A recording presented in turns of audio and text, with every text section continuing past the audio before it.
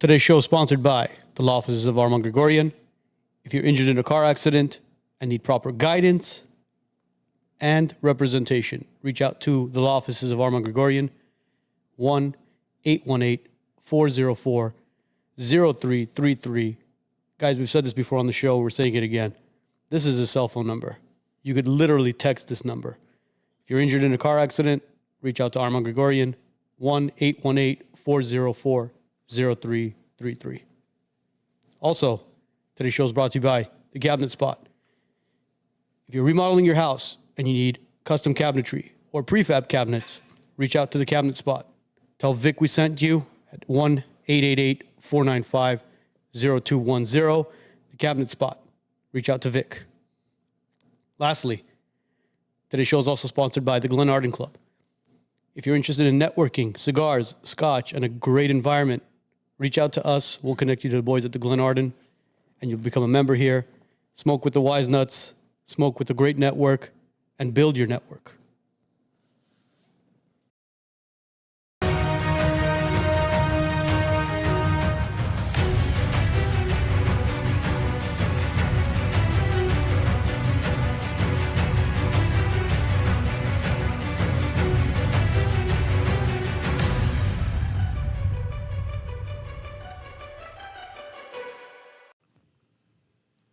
Happy Monday, everybody. TGIM, it's 5 o'clock somewhere. Quick PSA. This Wednesday at the Glen Arden, we have a special event along with Hike for Our Heroes and the boys of the Glen Arden. It's a charity poker event that Hike for Our Heroes is hosting.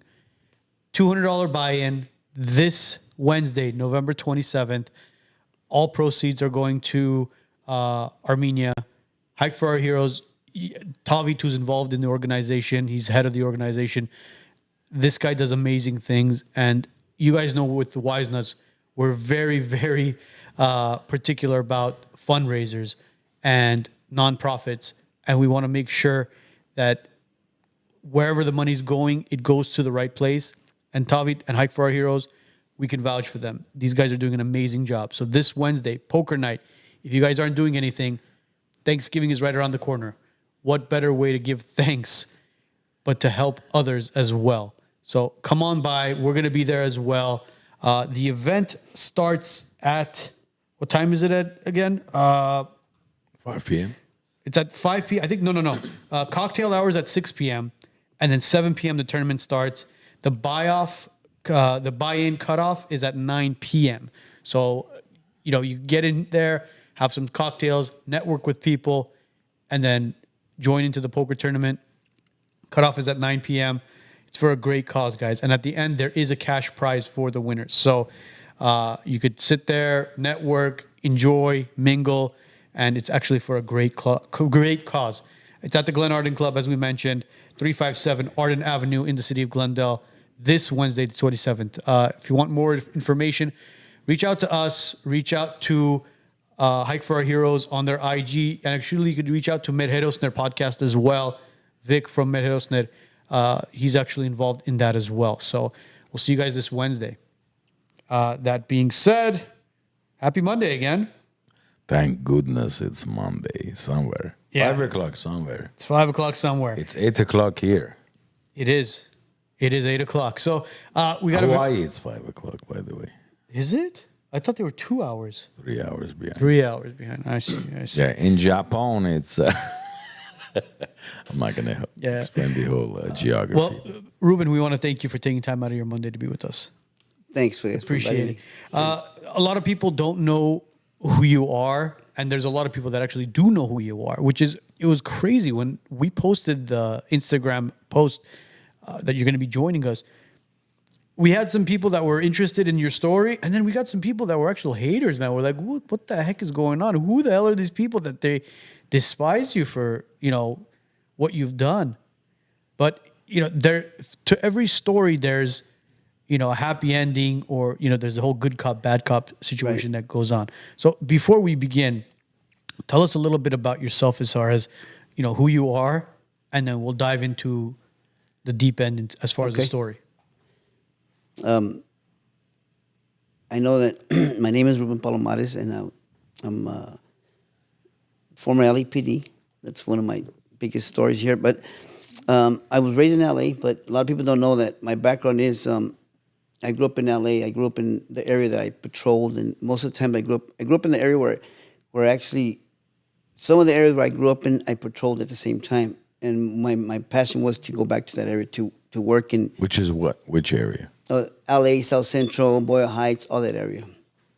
And my goal was to basically become a police officer, to go out there and mentor kids and be a role model for the kids out there. Yeah. And if we go all the way back with where I was born in Mexico, and my parents brought me when I was 1 year old. So basically, when we came up here, my parents came to South Central. That's where they first migrated to. And from South Central, basically, I was raised with uncles and aunts, and some of my uncles were already living in that area in South Central. So they already pretty much were established in the 70s. Interesting. And what made you get into law enforcement? Was it at a young age that you decided to get into law enforcement? Because we know you have a boxing and martial arts background, right? Yes.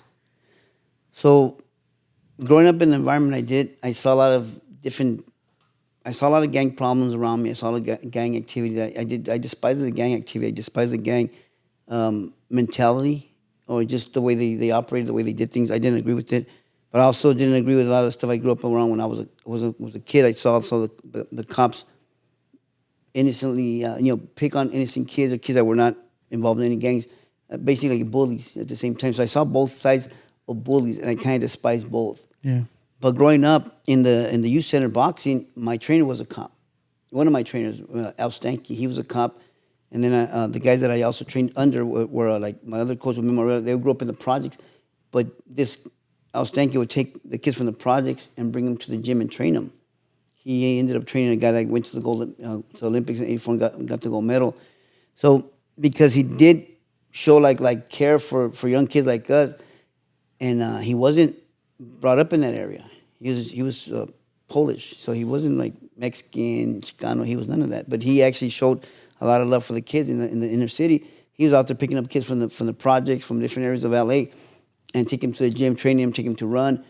And I really liked the fact that he was showing that kind of affection to kids. And to me, I thought, man, I grew up out here. I could relate to the youngsters. Yeah. So I basically thought, I want to be a cop and help youngsters too, and be a good role model. That was my initial plan. And getting into law enforcement, was the process easy for you? Because you mentioned, your Mexican heritage, right? Yes. This is, I'm assuming, late 80s, early 90s, right? That you began to train? Early 90s. Oh, yeah. Boxing? No. As far as... Police department. Police department. Early 90s. Early 90s. So early 90s, obviously, America was still somewhat going through a transition of accepting the whole diversity and what's going on as far as different cultures and ethnicities entering certain areas. Yes. Well, we had the Rodney King riots at the time. And Yes. there was that as well. 92 was the Rodney King riots, which I think created a lot of division in Los Angeles at the time. You had a division between the blacks, the whites, the Latinos, and there was a lot going on at that time. There was a lot of tension. Big time tension. Big time. Now you're coming up as a Latino American, getting into law enforcement. Was there pushback from law enforcement as far as, he's not a typical white guy, or, he's Latino, he's not gonna make a good cop, or were you welcomed right away? So what about the pushback from your community too? So the first thing was because they wanted more diversity, they were hiring females and they were hiring Hispanics, Asians, blacks during that time because there wasn't plenty. So then the whites were being put on the bottom of the list of being hired. So say if I score 100 and I'm white, but a female scores 90, female Hispanic, whatever, they might take her first. They'll take her first.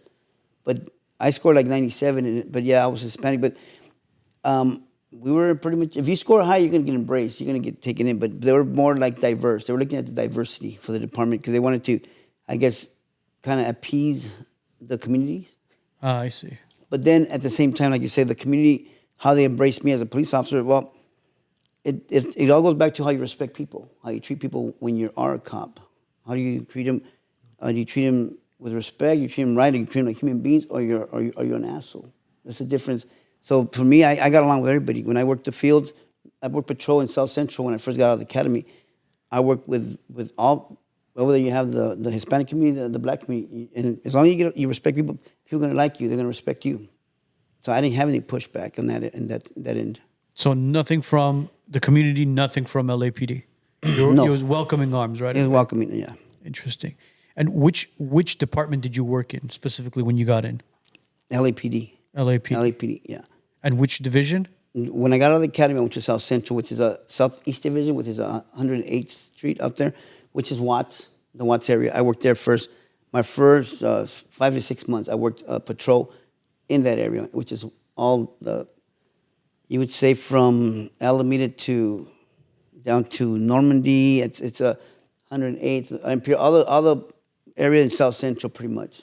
That's where I worked. And is that what is going into law enforcement? Is that what you wanted? Did you want to do like patrol? Did you want to be a detective? What were your ambitions as a new graduate? I wasn't sure because I knew I wanted to be a cop. I didn't know how many different units the LAPD offers, like different units you could work in, specialized units. I just want to be a police officer. And when I got in, the doors were open for different specialized units. I knew patrol was where I was going to start because that's a mandatory. You have to, once you get out of the academy, they're going to send you to patrol. That's no ifs or ands. You get patrol, you have to finish probation for 1 year, you have to work patrol. From there, you have opportunities to promote to different units. If it's undercover, if it's narcotics, gangs, detectives, there's so many different units, vice, you can move into those units. But I didn't realize that's how much the department has so many different units. When I got in patrol, I just started working patrol in the beginning and thought, as a patrol cop, I thought that you could work with the community and like they had the DARE program. So I assumed that's, I'm going to start the unit and work in patrol and then work with the community. That's what I had in my hand. I'm ignorant and naive. I don't know any better. How old were you at the time? I was 22. Oh, yeah, young. I was young. So when you say you thought that's the department you're going to work for, how was your perception versus reality? I mean, what was different than what you expected? My perception versus reality was night and day. It was completely, my world was pretty much rocked because I didn't know that when I started working, I was going to be exposed to everything I got exposed to. I understood me growing up in an environment where I grew up staying out of trouble. I boxed. I focused on my goal. I was trying to go to the Olympics in boxing in '92. I was ranked and I was moving up in the boxing world. My goal was to go to the Olympics. So pretty much I stayed out of trouble. I stayed out of anything and hanging out the wrong crowds because I was fixing my goal. And once I go to the Olympics, once I go to get the gold medal, I can't become a cop and do stuff. So I knew that I had to stay out of trouble. So I didn't know that I was going to be exposed to so much when I joined the department. I thought everything was like, you're police officer, you protect and serve, you're working the streets, you're not corrupt, you're not doing anything illegal. You don't think that actually happens. That was my perception. And the big scandal that you were part of was the Rampart scandal that was going on. The Rampart crash scandal. Yeah, yes. the crash scandal. So when did you get transferred to the Rampart Division? So I went from South Central Patrol, 6 months, and then I went to the undercover narcotics, the high school buy program. Another 5 months. And then maybe less than a year, I went to Rampart Patrol, my bad. So within less than a year, you were already transferred over to Rampart. Rampart Division, yes. Rampart Division. Yes. And the crash is a unit that was involved. It's the gang unit in Rampart Division, yes. Correct. So tell us a little bit about the Rampart Division. What is it about that Rampart Division that was so controversial, or what was going on in that specific division, and what parts of LA was it exactly? It's west of downtown LA. It's by MacArthur Park. It's popular, the name MacArthur Park. Alvarado and 6, Olympic, Washington, 18th Street, Hoover, all those streets. It covers all that area. It's like 8 mile square radius. That area, it's known for bringing, a lot of people migrate there from El Salvador, Nicaragua, Guatemala, Mexico. There's so many people migrate to that area. And I guess, once the word of mouth goes, the relatives tell them, come down here, it's cheap rent, whatever you name it, they're going to come in. It was populated during that time, way populated. But the problem with it also, it was also populated with gangs.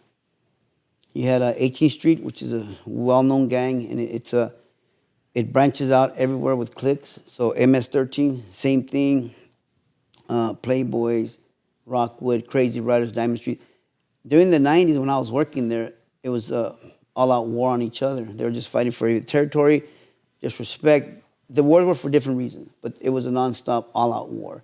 If you drive from one block, you're gonna hear the gunfire, and then the gun's ringing out there, and then you turn the corner, you see a guy bleeding out on the ground, bleeding, and then you see the guy taking off, the car that just shot him taking off, and now you're in pursuit of the guy that shot him.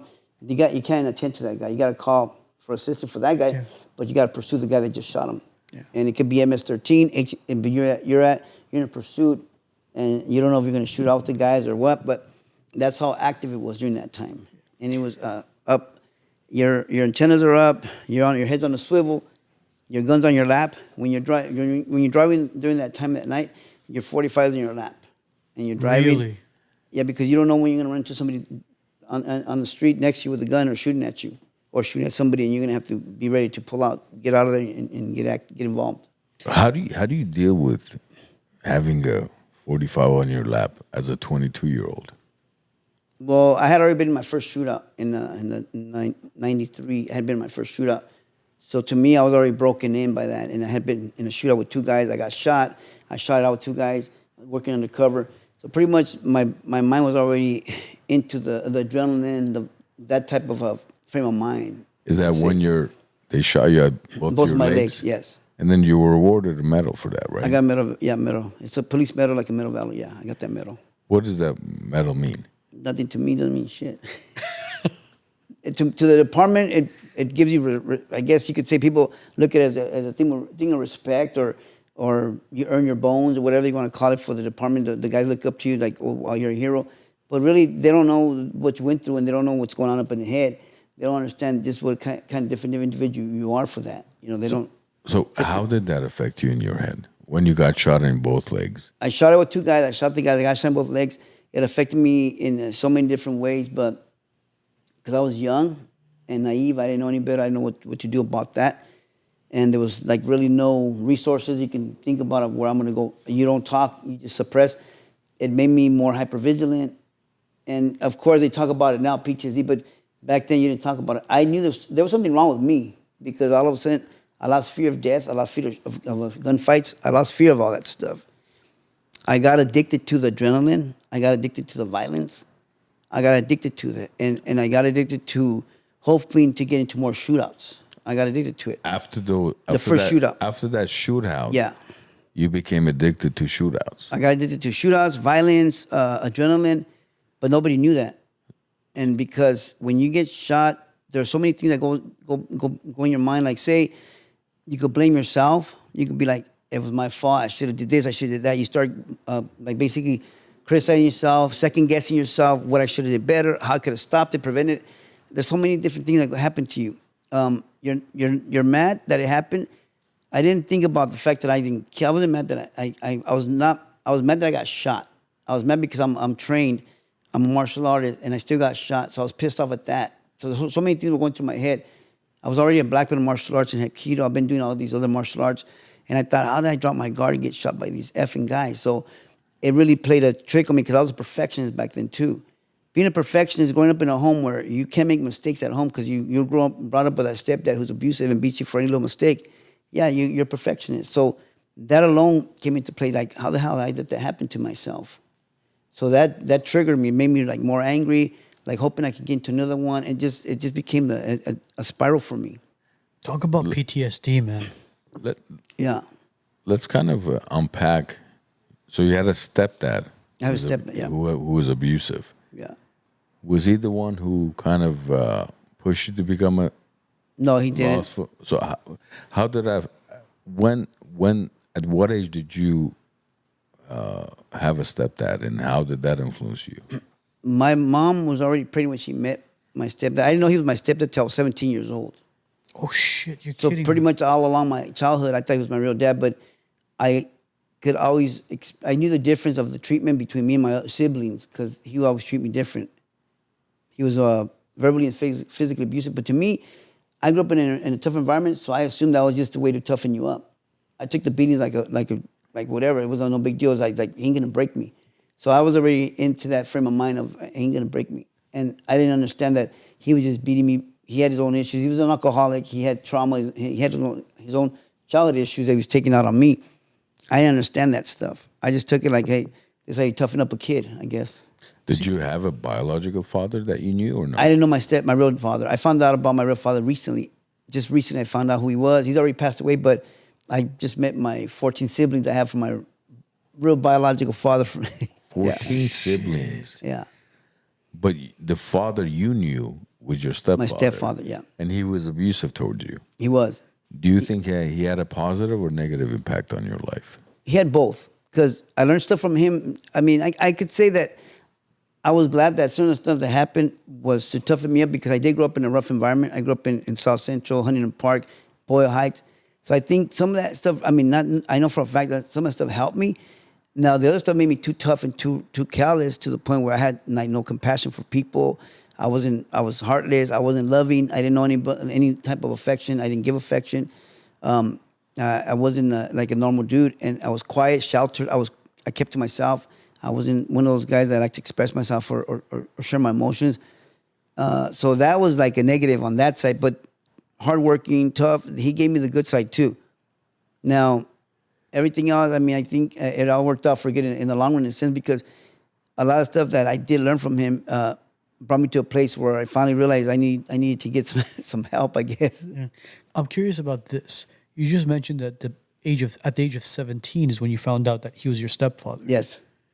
I mean, you're talking about 17 years of your life growing up knowing this guy is my biological father. Right. Now you're 17 years old, practically an adult, and all of a sudden your mom or whoever it was told you that, He told me. He was drunk. He told me when he was drunk. What was your initial reaction to it? Did you believe? I didn't believe him. The only thing that I was trained for the '88 Olympics during that time. So when he was telling me this, I kind of said, I shined. I said, "You're drunk. You don't know what you're talking about." But my mom heard him telling me this in the kitchen, and she called me to the kitchen and says, "Hey, Ruben, what's your dad telling you?" I said, "He's saying he's not my dad." And then my mom started tearing up, and I said, "What the?" I kind of looked at her and what? She goes, "What if I tell you it's true?" And during that time she told me that, I'm like, "What the?" I said, "I don't want to hear it right now. I don't want to get distracted from my goal because I was trying to go to the '88 Olympics, and I was competing during that time. I had just at 15, I fought the Golden Gloves. 16, I fought the Golden Gloves. Time about tournament. So I was focused on my boxing career. That I didn't want to hear nothing at that time. I was pissed off, but I didn't want to get sidetracked. I don't know if that makes sense to you guys. No, it does, man, because hearing something of that caliber, because look, imagine you're growing up in a household thinking that your siblings... 10 siblings, we're 10 of us. Yeah. 10 siblings, they're all your... Brothers and sisters. I mean, they are your brothers and sisters Yes, they are, at the end of the day. But thinking that, you know what, this man who's been disciplining me, guiding me, raising me, providing for me, wasn't really my biological father. Right. Again, I don't know the exact relationship that you guys had together. I'm hoping that there was more good than there was bad. Eventually, I forgave him when I got saved and went to prison. I got saved. Of course, I forgave him. But before that, as a kid, I didn't have love for him because I thought he didn't have love for me. So there was like a hate thing inside. So there was something there that kind of hinted to you internally, where something was off. Yeah, it all along since I was a kid, I could sense the difference. And he showed it. He showed it. Yeah. So your 14 siblings came from which father then? My real father, my real father. biological father. So I went to 23andMe, the DNA test. Yeah. Recently, I just did it like maybe 6 months ago. And my wife convinced me to do it. I did it. And I put on the thing, you know what? I'm looking for my real dad. His name is this way. This is his name. And he's from Jalisco. And a person reached out to me saying that she's my cousin. And DNA can't lie on this. So then she connected me to someone that claimed to be my aunt, but she turned out to be my big sister. And she lives around the corner from my house, like a mile away. So it was a trip. We connected it, and I met a few more of my siblings. How was that? How was that was- meeting your it was- siblings after? It was good to have closure, to have answers, because my real dad already passed away. Also, he was 93 when he passed away, but I still got to know more of him, and I got pictures of him. He looks just like me. Did you ever get to meet your real father? I never got to meet him, but I mean, I got to know who he was and got to know stuff about him, and I got to meet the siblings. So it's kind of good because that was like an answer I needed. You know, I wanted that answer. Closure for you, man. Closure, yeah. That's insane, man. See, remember we talked about 23andMe a while ago? Yeah. Because I used 23andMe as well. I did it for myself. My wife did it as well. My parents did it. Right. And, you know, not to advertise 23andMe, unless 23andMe is going to pay us. But, Right. you know, it's crazy. The stories that I've heard where siblings connect to each other from countries and states and Right. all walks of the world. I mean, you're one of them that could now speak about it because you just said it, like your so-called aunt, but who actually is your sister, lived in your neighborhood. About a mile away. That's insane, man. That's crazy. That was a trip, yeah. Have you connected with the 14 siblings you have? I've connected with some of them because some of them are in San Diego or in Mexico, but I've already connected with a few. So I mean, it was kind of fun in a way. I guess it was good. It was a good feeling, I guess, to be able to connect with them and know where I came from. But I'm curious. They embraced me. Because you're how old now? 55. I just turned 50. it. Okay, so at the age of 55 or in your 50s, I'm curious, what's it like to connect with a sibling that you didn't know about for 50 plus years? It's weird, but it's cool at the same time because we know where we come. We're all from the same bloodline, and getting to know each other is funny because they're all already grown with their own habits, their own attitudes, and getting to figure them all out with their personalities. It's something funny and new, but you know, they embrace me as a brother. I'm just going for the ride and just figuring them all out. Look at it this way. You don't need to share the room with them. You just have to show up to family picnics Yeah. at this point. Did the other 14 of your siblings grow up together? They did, yeah, they did. So you were the odd one, basically. Yeah, See, that's what's baffling to me is you have husband and wife who share a son, but it's the stepson of the husband, but the rest of his siblings are all from your stepfather, correct? So So you're the only one that's actually not related to the man that was basically raising you. All the Right. other kids are his children though. yes, 8 of them are.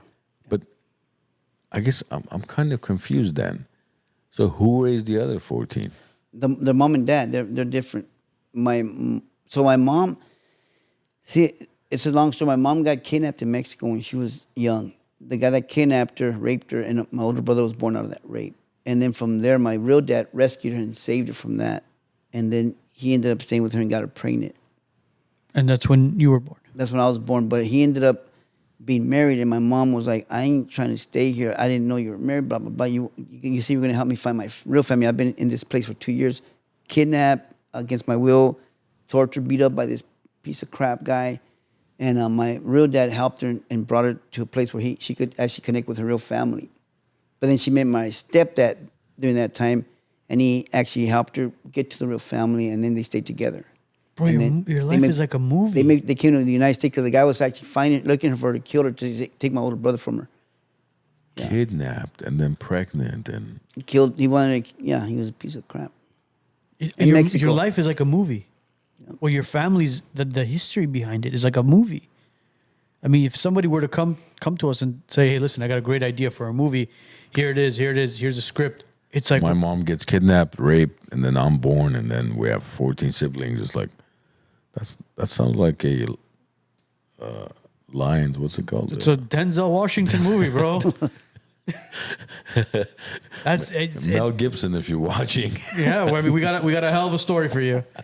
Wow, that's crazy. Man. Wow, that's intense. That's intense. But kind of going back to LA now, as far as the police department.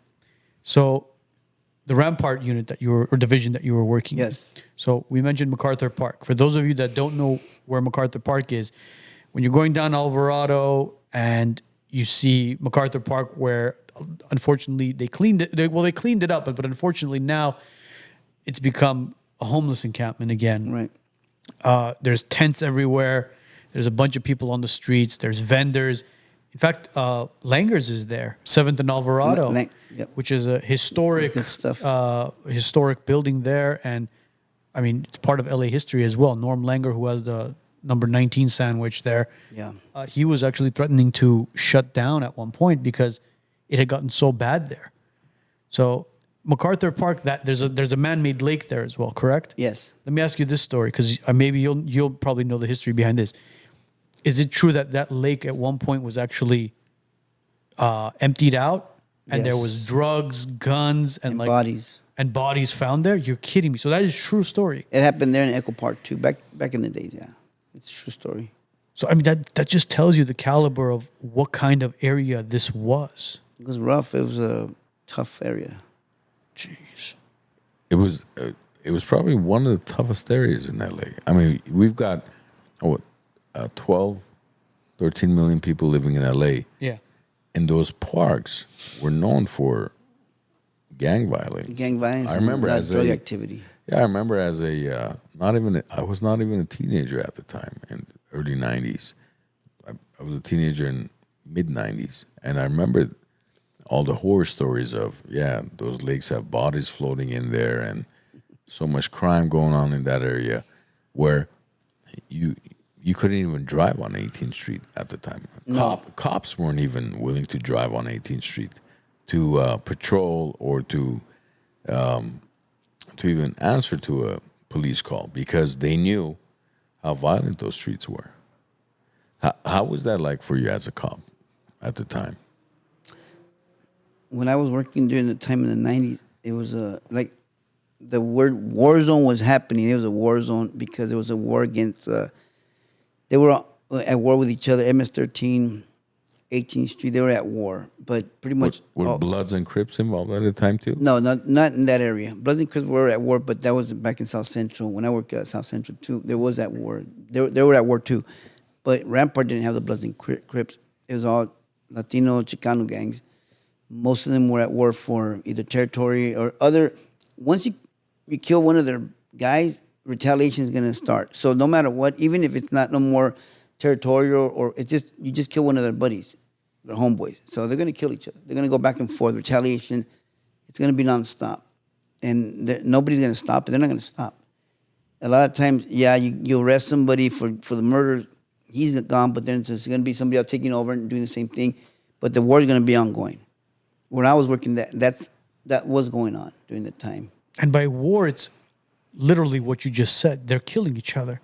There's you were mentioning off the air, how many people were reported either shot or killed daily? It was like when I worked Rampart crashed during that time, or even the division itself, you could go respond or hear just radio calls. It could be 7 to 8, either drive-by shooting, somebody got hit, somebody got killed.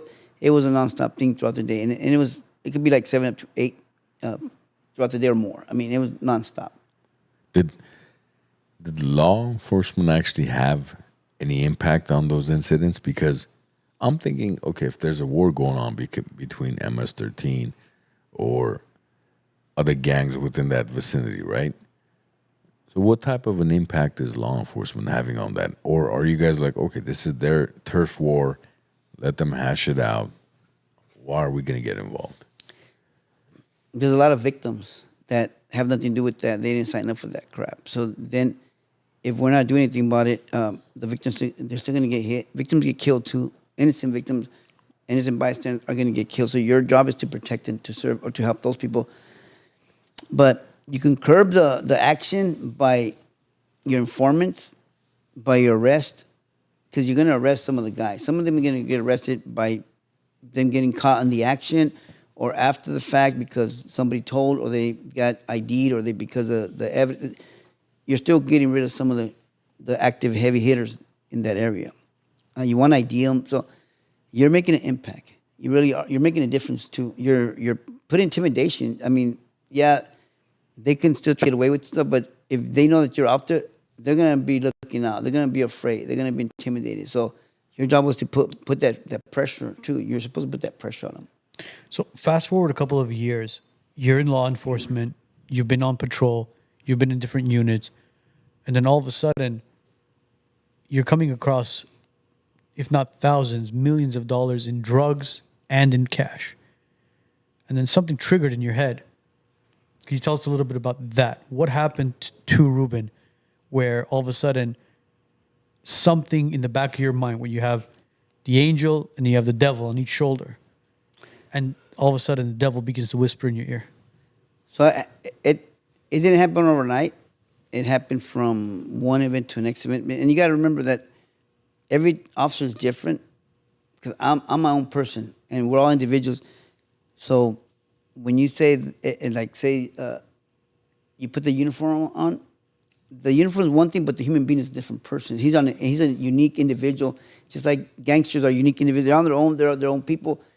Every person is different. But when you put them in a category, people make mistakes by being ignorant to that, because I'm my own person. When I became a cop, I didn't have that in mind to become a corrupt, crooked cop. That was not my intention. So when I joined the department, I started seeing a lot of stuff that I started losing respect for the department.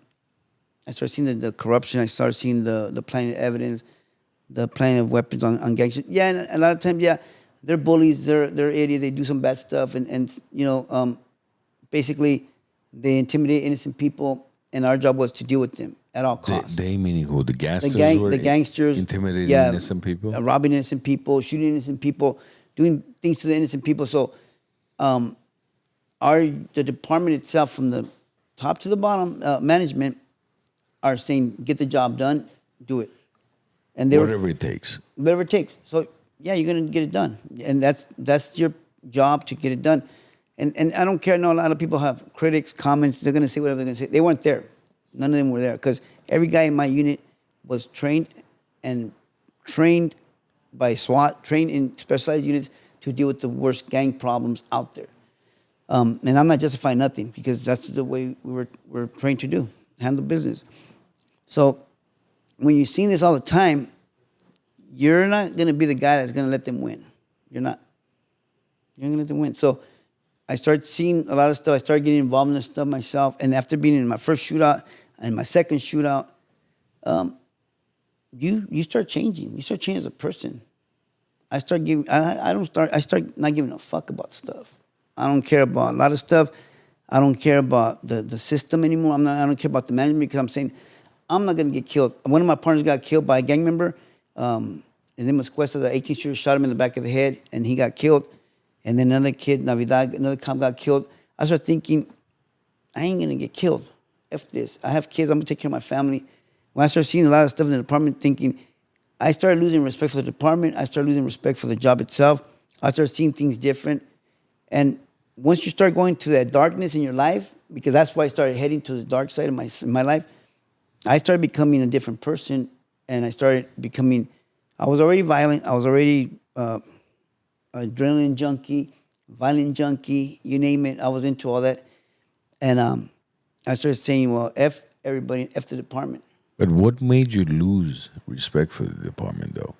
Well, you lost a couple of your partners. That was. But what made you lose respect for the department? Different events, but one of them was also when Perez in crash told on the crash unit, and I thought to myself during that time, I said, well, everybody knew we were doing this, so Perez exposes the crash unit that we're dealing with the gang problems the way we were trained to do it, and then all of a sudden the whole department, we're being targeted, and I'm like, why are you guys targeting us? And when you guys know that's how we operate, you guys allowed us to operate this way.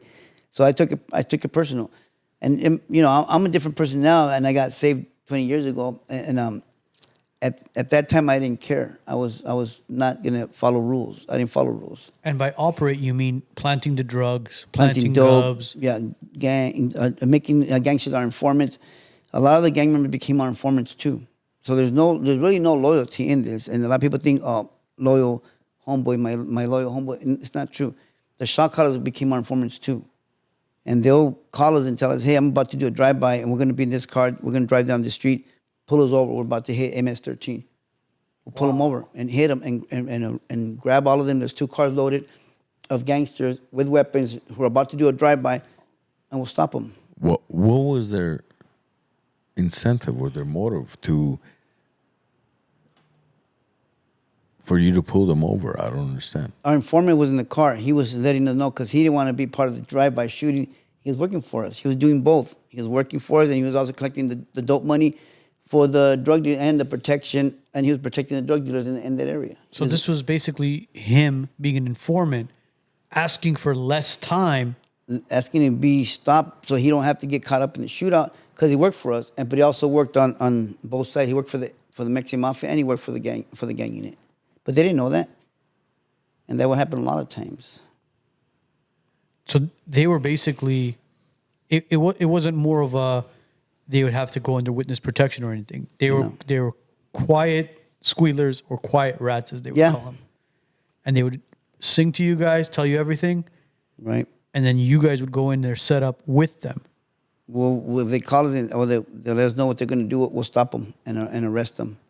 We'll catch the guns on them and we'll arrest them for the weapons. And what would happen to the guy that was the informant? We're going to take care of him. Not everybody's going to get booked on the gun charges because there's just 2 cars loaded of 5 gangsters in each car.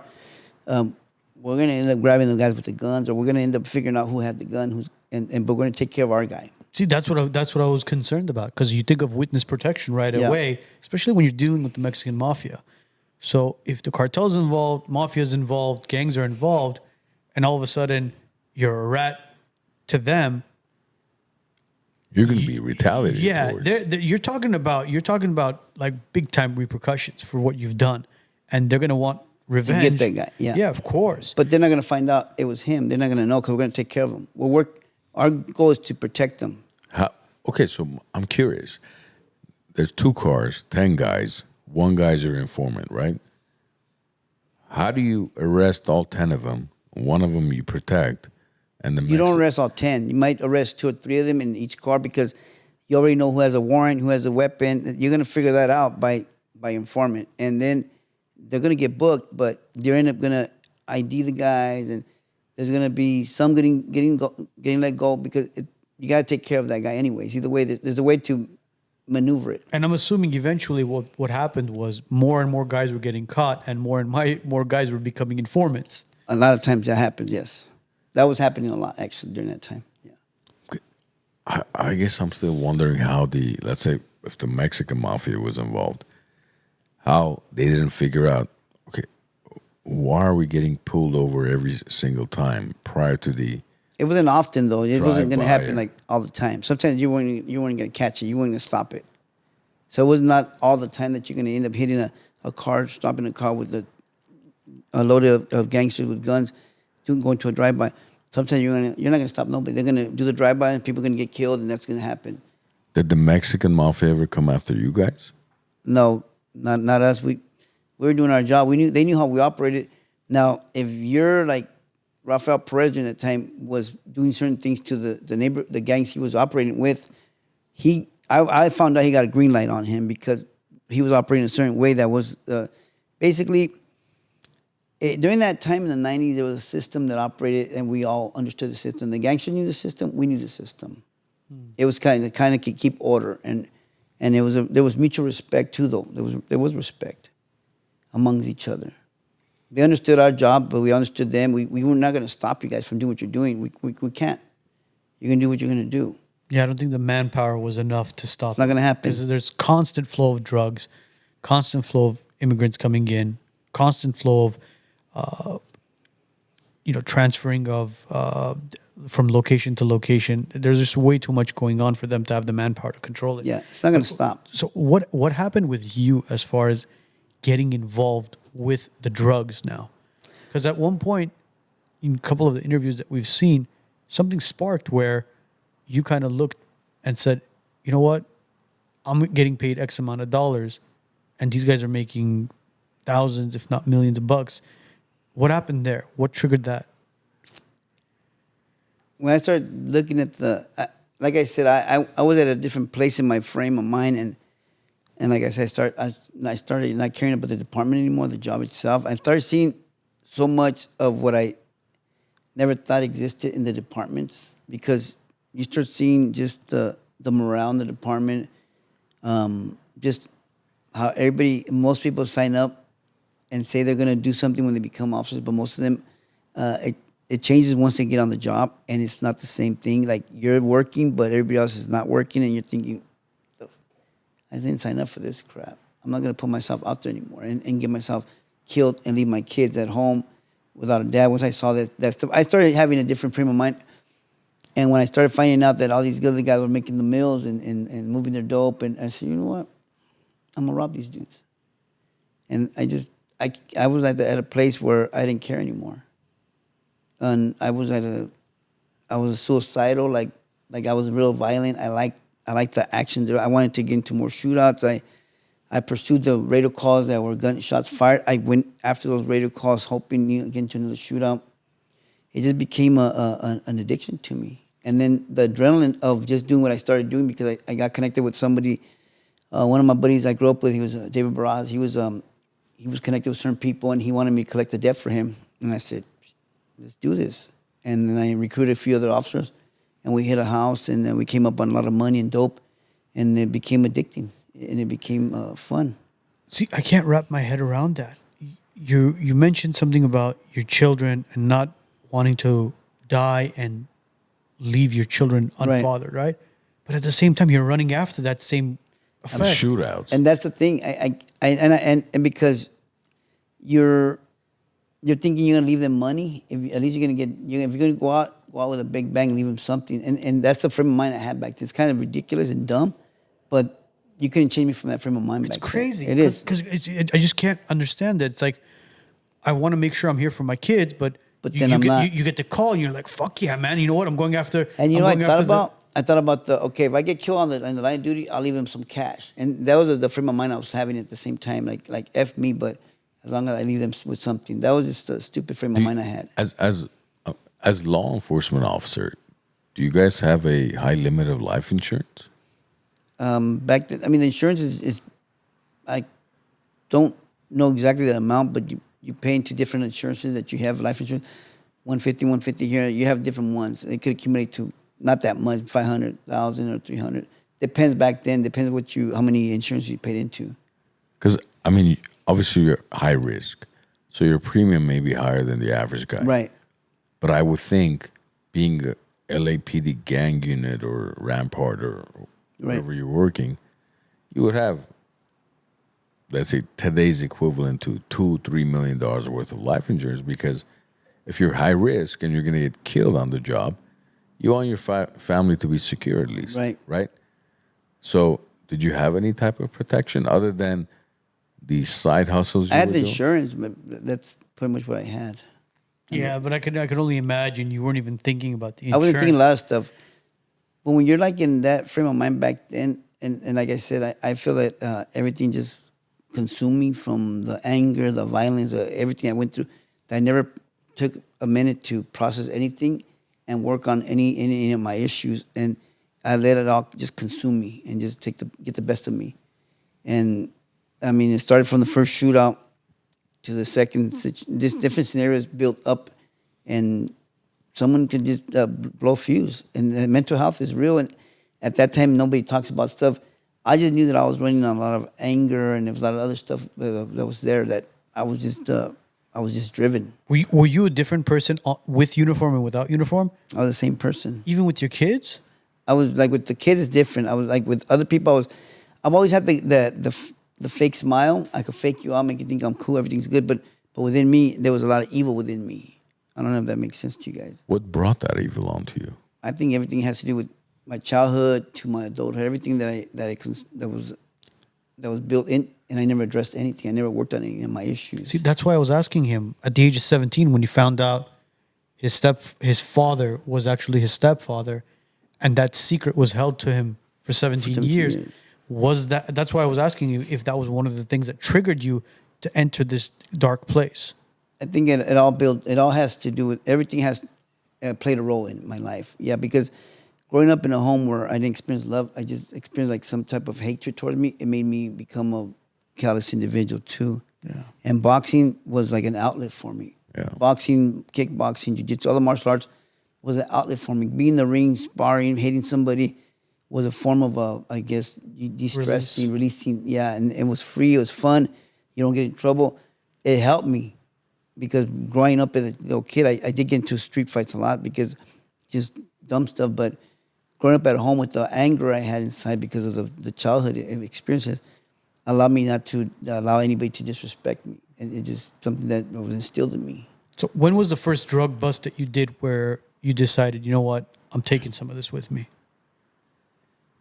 It was when I was working the field enforcement section, which is FES. That's where the ideas of the movie training day came from, those units, because exactly like that stuff that happened in that movie training day. Yeah. We worked that unit. I worked that unit. Rafael Presrup worked that unit. It's called field enforcement section. That stuff that came out of the movie, a lot of that stuff does happen in real life in that unit. So I was working, and we hit a house. I had an informant, and he told me, hey, there's guys cooking dope for this neighborhood right here, and they're storing the dope and the money. And it was like I'm working undercover. My partner and I hit the house, and we talked to the people that were staying there, and we found the drugs and the money. I said, is this you guys' stuff? Of course they're going to say no. And it was just 10 grand during that time. We took the money. I said, I give my partner half and half, and got rid of the dope and walked away with that. And that was the first time I ever did that. What does it mean, get rid of the dope? What does that mean? Well, during that time, I had what we call a little stash place for cop dope. You give the dope to your partners if you need to, intimidate a gangster. Okay. Intimidate a gangster, say, this is your dope, you better snitch, become our informant, or we're going to put this dope on you. Oh, you didn't have to actually take it back to the department? You did. You were supposed to, but of course, operating the way we were operating, it was just one of those things where you can probably use it to intimidate a gang member or a drug dealer to cooperate. Because I always Blackmail, basically. Blackmail, yeah. I always wonder. Let's say, as a cop, right, as law enforcement, you bust whatever gang deal, drug deal, and you've got $200,000 cash. You've got another $500,000 worth of coke, weed, whatever. What's that temptation like where you're like, fuck, I'm making 80 grand a year. I'm risking my life. My family doesn't know if I'm going to make it home tonight. And I've got $200,000 cash here. I've got another $500,000 worth of cocaine or whatever drug that happens to be. Why don't we just stash this? We can sell it off on the black market and make so much more money than what my salary is as law enforcement. How's that? What's that temptation like? That never crossed my mind in the beginning. Never would I imagine that was going to be a temptation for me, because I actually want to be a cop, promote, and move into the ranks and do something good with the career. So that was something that never, ever crossed my mind when I did see stuff like that. Until I came to that place where I just lost respect for the whole department itself. And then I didn't look at it as a temptation. It was more like looking for the opportunity. Why did you lost respect for the department because they were planting? No, it was more like just different events that happened, and I realized in my own mind, when my first shootout, and again, I've done a lot of interviews and I talk about a lot of stuff on for a reason, because I'm actually working on dealing with people with different mental health, so it doesn't happen to them, so you could see the red flags and see the signs, right? Because I didn't see none of the signs of the red flag. But my first shootout, the way they was handled by myself and the department and the unit I worked with was jacked up, because instead of me getting some type of help, I was sent back to work in crutches, undercover, without getting any type of help, and straight up back to undercover unit just to make some narcotic buys. So that right there caused me to believe that the department, these guys don't care about you. They care about just go get them arrested. So that's where it started for me, to start thinking, these assholes don't care about you as a cop. Just go out and get your job done. We don't care what's going on with you in your head. We don't care that you just got shot. We don't give a rat's ass about anything about you. So just go out and get the rest. Go get the dope. So it was kind of workplace abuse. That's what it was. Yeah, and it started from one to the next. And yeah, I'm a grown ass man. But I was a rookie. I was a young kid. I could have spoke up, but more my pride wasn't going to allow me to speak up. My pride wasn't going to allow me to say, hey, you know what, I'm fucked up. I got some issues. I just got shot. My head is all over the place. How do I deal with this? There was no way I was going to talk about it. So I went back to high school undercover because I was working in the 21 Drum Street unit. And in the high school, you're not supposed to have your gun. But because of my first shootout, and I'm back in high school buying dope, I would take my gun. So I started rebelling. I said, well, I'm not going to get killed because these guys don't care about me. So I'm going to protect myself this time. So I would carry my gun in the school and still buying drugs. And that's where it all started, me getting into that frame of mind and not dealing with the problem. See, the only reason why I'm kind of concerned about this is because there's good cops and there's bad cops. Right. There's good captains, bad captains. Yes. There's good chiefs and there's bad chiefs. I'm hoping that it was unfortunate that you had a bad captain or you had a bad chief at the time where the department was going through somewhat of a hiccup, Right. in essence. Because at the end of the day, when you look at police officers, you have those bad apples. Right. Like you do in Anywhere. anywhere. Whether it's doctors, lawyers, police officers. I would actually say that 99% of law enforcement are phenomenal people, family men, Yes. who actually go out to protect and to serve. You have a bigger number of officers that are putting their life out there, and that's the other part. People that don't know the life of a cop, they're a bunch of dummies sometimes because they judge and criticize a cop, but they don't realize just how much they have to deal with. And one messed up situation on a police officer who is also a human being makes mistakes. And I'm talking about myself. I'm talking about the guys that are out there putting themselves out there and working hard, protecting, taking care of business. I feel that the community, the just overall people don't give them the respect they deserve. They work their asses off. They work hard. They put their life out there. Yeah, like you said, bad apples. But they're human beings. They go through stuff. You don't know nothing about them. And you just know the uniform. So that to me, it is a bad thing that people don't actually address it or give them the respect they deserve for the hard work they put out. Well, in the early 90s, there was a big stigma against cops, Yes. which was, again, we mentioned the Rodney King Right. incident that took place. All of a sudden, LAPD was known as these terrible individuals. Right. If you were black, if you were Latino, if you were a gang member, anything like that, you got pulled over, right off the bat, you knew that, it's LAPD. I'm getting pulled out of the car. I'm getting beaten down. Right. I'm going to get drugs planted on me. There was a stigma behind it. Yes. But a lot of people don't understand what it really does take to be a police officer. Right. Like you've seen some of these videos of people, your average Joes, put into training in a police situation, and they hand them like those fake kind of laser guns or whatever Right. it is, and they say, all right, you tell us when you would actually pull the trigger. And you see individuals, your average people, shooting at. They all fail. They all fail. Yeah. They pull the gun out and they pull the trigger right away. So that's virtual reality. That's not real time. Now imagine you're a police officer, you got a family at home, you just pulled somebody over, and you have no idea who's in that car. Right. And it's a routine traffic stop. Tinted windows. And yeah. You don't know if you're going home that night. I see people get shot, partners get shot because of that situation. See? So I know for a fact it happens. This is why people need to kind of put themselves in police officers' shoes and to understand that they're as scared as you might be when they're approaching that vehicle. Yeah, I had a thing that I didn't approach vehicle. I just pulled people out of the car. I was working the crash the gang unit, so pretty much I'll pull them out of the car. I've been in shootouts already, and I wasn't going to walk up to a car. There was no way. I'm not going to put myself out there and give him a freebie. I'm like, F no. So you're coming out of the car and you're gonna step on the curb and either you sit on your knees, but I'm not gonna walk up to the car and put myself out there. But a lot of times people don't understand there's two sides to everything. Because I was in both sides. I dealt with gangs, I dealt with drugs, drug dealers, gangsters, cops, and I'm on the both sides of the thing. You get to see the human being for who they are. So a cop too, a lot of times the cops are naive and ignorant to a lot of the stuff too. So if they don't know the culture of a certain community they're working in, they're also living in fear or in ignorance. So don't understand that you don't have to be afraid of certain things. You could be approachable. You could actually be a human being with other human beings. and not everything's about by the book, and not everything's is the facts, nothing but the facts. You know, that you could be a human being with other people, and a lot of times that's what also the problem with the community and the law enforcement. They don't interact. They don't know each other. They don't know nothing about each other. So there's a problem there too. It's been going on forever.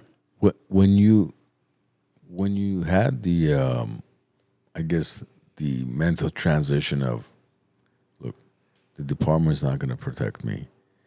I got to protect myself. Was there a moment where you transitioned into, I'm going to rob and kill for what's for my benefit? Yeah, I came to that place where I didn't give a rat's ass about anything anymore. And I'm going to take down these dudes and take their stuff. And I feel that everything in my life has played a role into my decisions, because from being an athlete, from being someone positive, from doing something good on my life, and I go back to mental health because it's reality. A lot of people in the department everywhere have experienced certain things in life that they never addressed. So when I was growing up, I experienced a lot of violence in my childhood, from my cousins getting killed in gangbanging, drugs. My uncle, who's my favorite uncle, got killed for 2 kilos of cocaine at a young age. I was real young when that happened to me. So those things played a lot of role to how I viewed reality of the world or people. So resentment, bitterness, hatred could be planted in your heart. And if you continue to water that and feed that monster, eventually it's going to grow into a big monster. And after so many experiences growing up, then in the department, everything that you accumulate and you don't ever address it, you're going to blow a fuse. And it happens. It happens to a lot of people. Don't understand that. They try to ignore the fact that, you know, if you go to Iraq or back in Afghanistan and you go and you see war, you see all these things, you're going to come back different. 100%. But when you go to the field and you're working as a police officer or a firefighter and you're seeing what you see daily, a 2-year-old baby dying, or you're killed, or you try to save him from drowning and you try to give him CPR, but he still dies, that's going to mess you up. Or you see a dead human being from a shootout, or brain splatter all over the place, guts out, because we've seen it.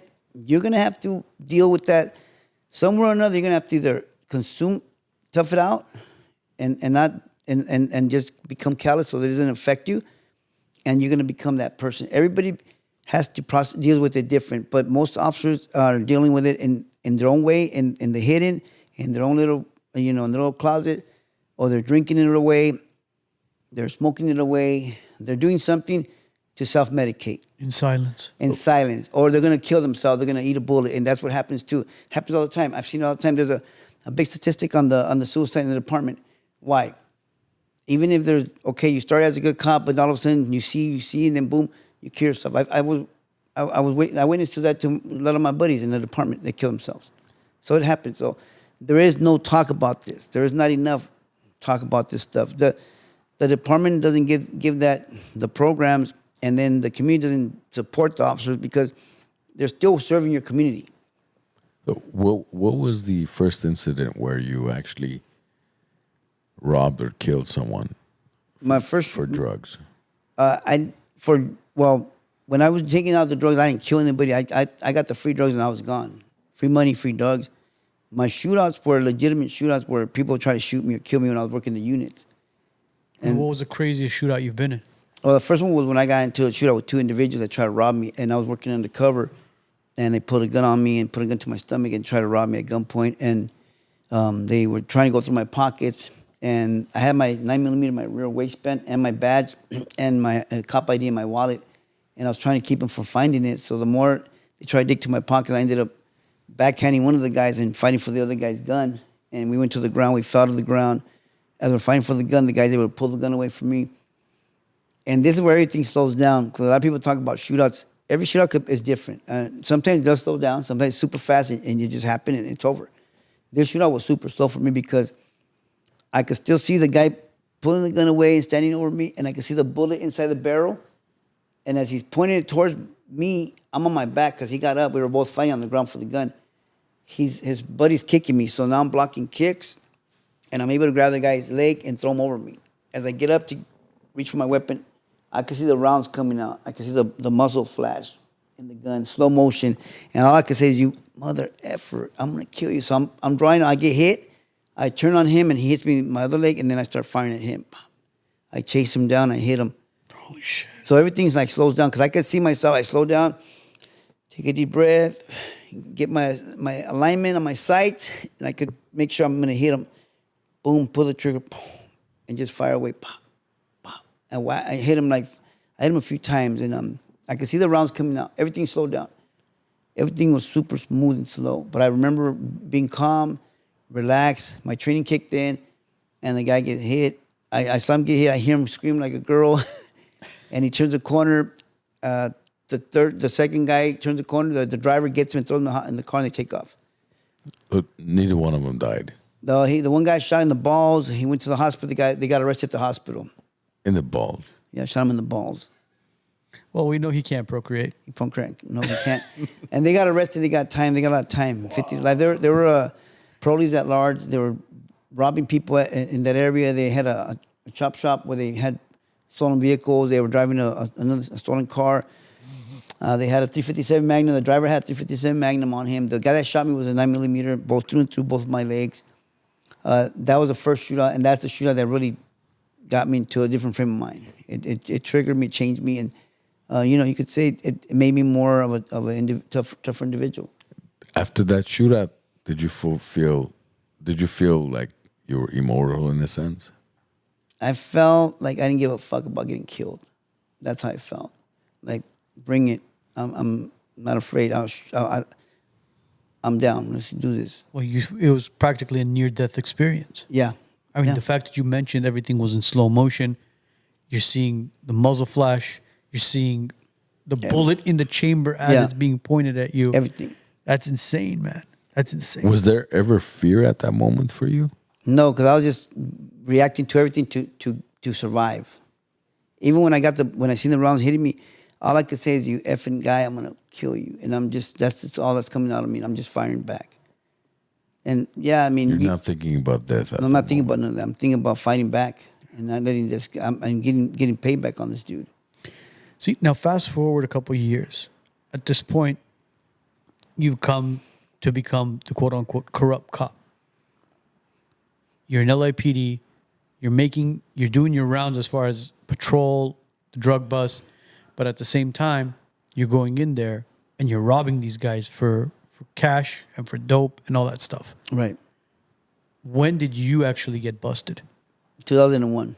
What happened?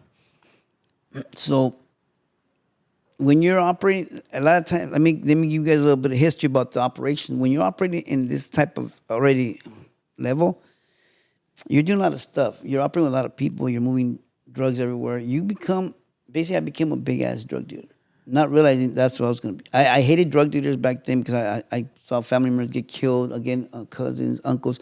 So I never thought that was going to be me because I just despised all that. But I became everything I despised. So here I am operating with this, but I also have a lot of people around me working with me, for me. And everything that you didn't expect starts happening. People start betraying each other, money hungry. You start seeing all this, and I'm thinking, a lot of these people. So this is you as an undercover cop now. Yeah, but I'm doing this dirt. I'm the boss of a lot of people now. This is what I'm doing my best of. I'm having a lot of cops work for me, just regular people working for me, military people working for me, gangsters working for me. So now this big operation is happening, and I'm running it. And I'm running this operation where I have gangsters working for me in different neighborhoods, military people, and other cops working for me. But they have no idea you're a cop. No, they all know. The gangsters. They all know. knows. Yeah, they all work for me. Yeah, because I'm giving them dope, and they're moving it for me. Jeez, It became that's how it became that big. But now I'm in operation, and I'm thinking, sheesh, I want this to stop, because now I start seeing people become really greedy and money hungry. I'm thinking, these assholes are not doing. They're not listening, and I'm thinking, how do you deal with them? You got to take care of all of them. You got to get rid of them. And I could only imagine the circle's getting bigger and bigger, And because more and more nobody's people listening. more and more people are being pulled Yeah, into. and I'm this. trying to tell people they're supposed to keep it into a small circle, but that guy told somebody else, and now I'm thinking, another person knows. Now what's going to happen here? I'm going to get exposed. I'm going to get busted anyway. So I'm thinking, how am I going to get rid of all these guys? So in my own mind, and this is back in my days of I'm in a suicide mission. Like, I don't care about getting in a shootout, getting killed. To me, it doesn't matter because either way, once I'm done, I'm done. And it's in my own mind, I'm going to hell anyway, so I'm ready to go. Doesn't matter as long as I'm taking somebody with me. I don't have to waste a bullet on myself. I'm gonna wait. Let me take some people with me. That's my frame of mind back then. So I'm thinking in my head, how am I gonna get rid of these people? I just hit a house and took 50 kilos of cocaine. I moved them. I had a lot of money because of that. So I'm trying to store money. I'm trying to organize myself. I get a call by this one guy, and he's working with one of my cousins. Who, really, my cousin had already betrayed me, so I didn't really trust my cousin anymore. And he says, "Hey, I need to borrow some money from you. You want to borrow $100,000 from me?" He knew I had just gotten 50 keys of cocaine, so Which is valued at what, 50 kilos? If you move them at $30,000, $20,000 a key, you're talking about millions. And I had already moved a bunch of them, so I had already moved like in one day. I moved half a mil, of just that quick. And so to me, they knew I had money, and I'm paying my workers too. I got to take care of my workers. So this individual reaches out to me and says, "Hey, I need to borrow $100,000." I said, "For what?" He goes, I'm connecting with some Colombian cartel guys in San Diego. I'm gonna buy 10 kilos of cocaine from them. I've been partying with them. Your cousin and I've been hanging out with them for weeks, partying with them in the yacht. And these guys are legit. I said, "I don't give a rat's ass about your stuff. I don't even want to be involved with your stuff. I told you guys not to open up and get involved with other people because it's gonna expose me. I'm trying to be on the low because I don't flash. Nobody knows. I'm trying to be discreet. Because I already know how things operate. I know how informants operate, so I'm trying to be like low key. And anyways, he starts feeding me this line that the guy that introduced him was somebody, his cousin, who did time with somebody, and they're buddies and they're trustworthy. I'm talking about, I don't want to be part of it. He goes, "Well, I need to borrow $100,000. I'm going to buy the keys tomorrow. I'll pay your money back with interest." And I said, "No, I'm not. I'm not going to help you." But the only thing that convinced me that he talked about my cousin, and I was already mad at my cousin, and I wanted to get even with my cousin, so my pride kicked in. And I said, "You know what? I'll lend you the $100,000." And then he goes, "Well, the guy's looking for someone that can train his guys into the tactics of some of his bodyguards, because I was during that time I was training people in self-defense and tactics, so that was my background too. During that time I had to school, and I said, "I'll go with you just because I want to burn my cousin because I was pissed off." So I go to San Diego with them. I'm introduced to their guy. They go do the transaction in the parking lot. I'm not part of that. I'm not supposed to be part of it. What was a DA sting operation against that guy and my cousin. So that's how I got busted. Oh, shit. That same day, it was 2001. But because I was getting so caught up in the stuff that I want to start getting rid of people, I've been plotting and planning to get rid of certain people. During that same night I got arrested, I was thinking about taking 3 people out. So I got arrested on time. Meaning killing them. Yeah. So, I mean, I look at it as a blessing from God because God did save me and save other people from me because I was out of control. When I got arrested, of course, I was still pissed off at everybody. I was blaming everybody for being rats and you name it. And I had the frame of mind of lie and deny, and you're not going to get nothing from me. You're going to have to kill me, but I'm not going to snitch. And I had that frame of mind, and when I got arrested, I didn't realize that everybody in the first crew, there was 4 people that went with me, they already telling on me. So they were already snitching. So the DEA had their informants lined up already. The guys that got arrested with me became their informants that same day. So they knew everything that was going down. They knew who you were. They didn't know who I was. They didn't know nothing about me. Really? I just came in by fluke because the guy invited me to meet that guy, and they didn't even know nothing about me. So they didn't know you were LAPD? They knew nothing. Holy shit. Nothing. I just got rescued. I mean, my arrest was the way God rescued me because I wasn't going to stop, and I was ready to go out in a shootout. This is what I want to know. Did your wife know anything about this? My ex. Your my ex. She was in the department. She suspected stuff, and I mean, during that time, she had an idea that there was something going on, but because she wasn't in the department, I tried to keep her in the dark. But I mean, she could suspect everything she wants, but I was denying everything to her. This was all internally with you. Everything that was going on was ego driven by you. Yeah, but I mean, she's not stupid, but at the same time, I was thinking about my daughters, because I have 2 daughters with her. And even though I knew she kind of suspected and knew certain things, I was more like, I'm not going to get her exposed because I have to take care of my daughters. I see. But yeah, she had an idea. She did. So arrested, booked. Now you have a ex-cop in jail. In jail. Any of the people that you've arrested in the past in jail there with you? I ran into one guy that was from that area where I worked. He tried to tell me something, and then basically, I had a conversation with him. He wanted me to hey, I'm not going to say nothing, but I said, look, man, it's not going to work for you because he tried to tell me that if I just that I was going to have to give him some rent for him not to say nothing. I said, don't worry about it. I'm going to say something myself because I'm not going to be sitting here hiding like pretending I'm not. I know who I am. I know why I'm here. And basically, during that time when I first got arrested, I got put in the shoe for 3 months.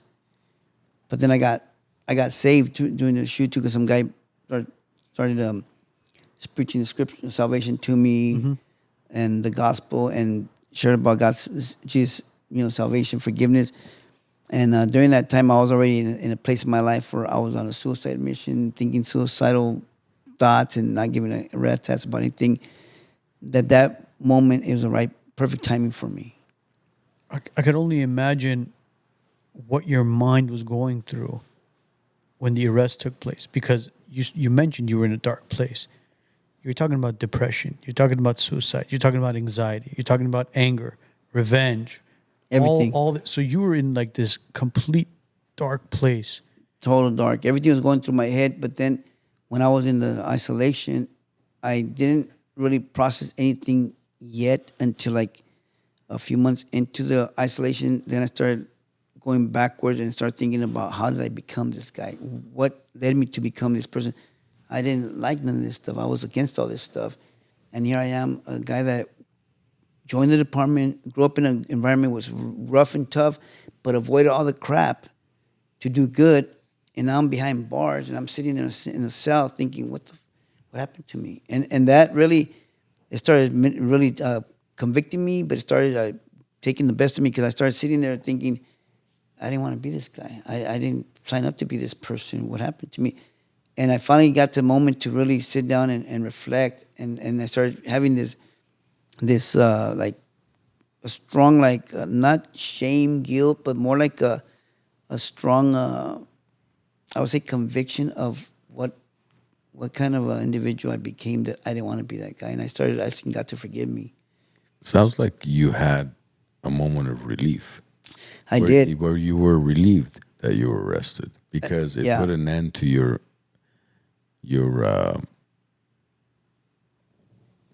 whatever corruption. path that you were on. Just my path of destruction. But see, at the same time, I wasn't aware that there was a way out of my path of destruction. I thought my only way out was in a suicide mission or to kill the guys and get rid of them and clean it all up so nobody knows that I did all this stuff. But when I came to that place, I'm in the cell and I'm already thinking the same thing, that I'm gonna have to do something to all these guys that snitched on me. I still hadn't came to my senses to realize that it's all my fault. I did all this to myself. I'm the one that started this. I'm the one that opened that door. I'm the one that did all this. I'm the one that needs to get it together. I'm the one that has to do the right thing. And the best thing that happened to me is when the guy started teaching me about forgiveness, repentance. Those were the best things that when he taught me about the salvation that comes through Jesus. That's when things started changing for me, because I understood what repentance meant at that time. I understood what forgiveness meant. Forgiving people, getting forgiven by God, and then forgiving people. But also repenting meant turning away from that nonsense and stopping becoming, not turning away from all that craziness of that, what I was involved in. What was it like entering into the prison system as an ex-law enforcement? Well, because I do have a very twisted, violent background with martial arts, and I was already training I have black belt in Hapkido and Jiu-Jitsu. I was training with the Gracies in 96, 97, 98, 99, 2000. When I got arrested in 2001, I've been training with all these guys with weapons, tactics, all that stuff. So in my head, I show up to prison thinking, I'll kill the first person that bothers me. I don't care. I don't care what happens. I'm just going to... I already have this frame of mind of corrupt mentality because I was a corrupt cop. I was twisted in every way imaginable. So in my frame of mind, I thought, the first person that bothers me, I'm going to kill him. I don't care. But that didn't happen because when I went to the shoot and I was in there for a few months, and then I got introduced to this. They put a cellmate in my cell who was an ex-house angel, who's a Christian. He starts preaching the scriptures to me, the Bible, the gospel, the Bible. That's when I sat in my butt and realized that I needed to get my act right and get right with God, because I didn't want to be a killer. I don't want to be a monster no more. I don't want to be that guy no more. How long did it take you to kind of come to your senses? Because I can't imagine you going to prison and not having revenge in your mind. I mean, you said it yourself. You were like, the first person that messes with me, you know, I mean, you said it yourself. You're like, I'm going to kill him. Did any brawls, anything take place where people approached you and, you know, ask you where you're from, who you roll with, any of that stuff? They knew you were ex-law enforcement. Well, that's the thing. He said I went to the shoe first, the first 3 months, and then when I got out of the shoe, the second day I got hit up. Shoe? Special housing, solitary confinement, lockdown, pretty much 24-hour lockdowns. I was there 3 months, and when I got out of there, I was already saved. I was already reading the Bible. I was already thinking, you know, I'm just... Well, you were saved. Yes, I was. Okay, but they weren't. Yes. So you had nobody approaching you? Yeah, I did. So I ended up exercising my faith during that time, because the Bible, there's a scripture that says, God will give me peace, will put my enemies at peace with me. And I told God, look, I don't mind killing somebody if I have to, but I'm trying to be good now. I want to do the right thing and serve you and be obedient to your scriptures. And the Bible says that you'll put my enemies at peace with me. When I'm going to be in the yard, in general population, I really want to trust you on this, because I don't trust nobody. And I've always been known to take care of my own self and my own problems. So I went to the yard. The second day, I got approached by three guys, the shot callers, and they told me, hey, you need to get out of here. You need to go to the shoe because you're ex-cop. And the first thing that came to my head is like, I told them, I said, well, I'm not leaving by myself. I said, we're going to go to the cell. We'll take care of business right here. And the shot caller ended up saying, hold on a second. We could figure out another way to resolve it, because I told him, I lied to him. I told him I'm not a cop. I'm a criminal like you guys. So I said, where's the paperwork? I told him. That was the way for me to try to like stall this, right? And then I said, let's handle it in the shoe. We have to. Let's go to the cell and let's handle it. And when I did that, I think I made him think twice, like this little skinny. I'm 31 years old. I'm a skinny little kid. And they're probably thinking, what's wrong with this dude? He's crazy. Motherfucker's crazy. Yeah. And I already had a game plan. I was going to snap everybody's bones, and I was already set. And because of that guy, his boss was one of my buddies from the street. So I asked him. You had no fear at that moment? Well, no, because... Look, no. I mean, you could be martial artist, boxer, but you're a small guy. You're not... Yeah, but... You're not an intimidating guy, That's right? That's been good, my weapon all my life, that people drop their guard. They underestimate the person, and they drop their guard. And that's always been a good weapon for me, that I've always used it to my advantage. I let them drop their guard. I don't care. But you're talking about guys in there 6'4", 250 pounds, 6'2", 280 pounds. Break a throat. And you're what? Throat like shot. 5'7"? 5'7", yeah. Yeah, what, 160 pounds on a good day? Hit him in the throat hard and break an arm. Choke him out on a good day, 5'7". I mean, you're talking about a guy who's been trained with the Gracies. Now you give him confidence. He has hope in life now. Yeah, I mean, I'm built the way he was built in his 30s, basically. So it gives me hope as well. No, because regardless, I'm just thinking, because look, I've been proven and tested before that. So I've already had a lot of battles. I've grown up in battles. I have over 100 fights all over the world in boxing, Muay Thai, Jiu-Jitsu, so martial arts. So, I mean, I've had to fight a lot of different dudes with training experience, who are professionals. I've built, my confidence got built because of that, because I had to I had to fight a lot of individuals growing up in the real world of martial arts, who are real fighters, who are not just street fighters. They're real tough guys. I had to fight them, and when you beat them, you build your confidence. Yeah, it does. It helps. It helps build your confidence. And that same confidence resonates even in prison. Yeah, it has to, because you're not going to be a victim, and you can't. And you know, I also believe that after killing somebody, being in shootouts, it just changes you. You have this frame of mind that just takes you there right away. And when you have to fight, you have to take care of it. It takes you there. Like from my first shootout to the next one. And violence itself, it just takes you to a different thing in your mind that you're not gonna stop.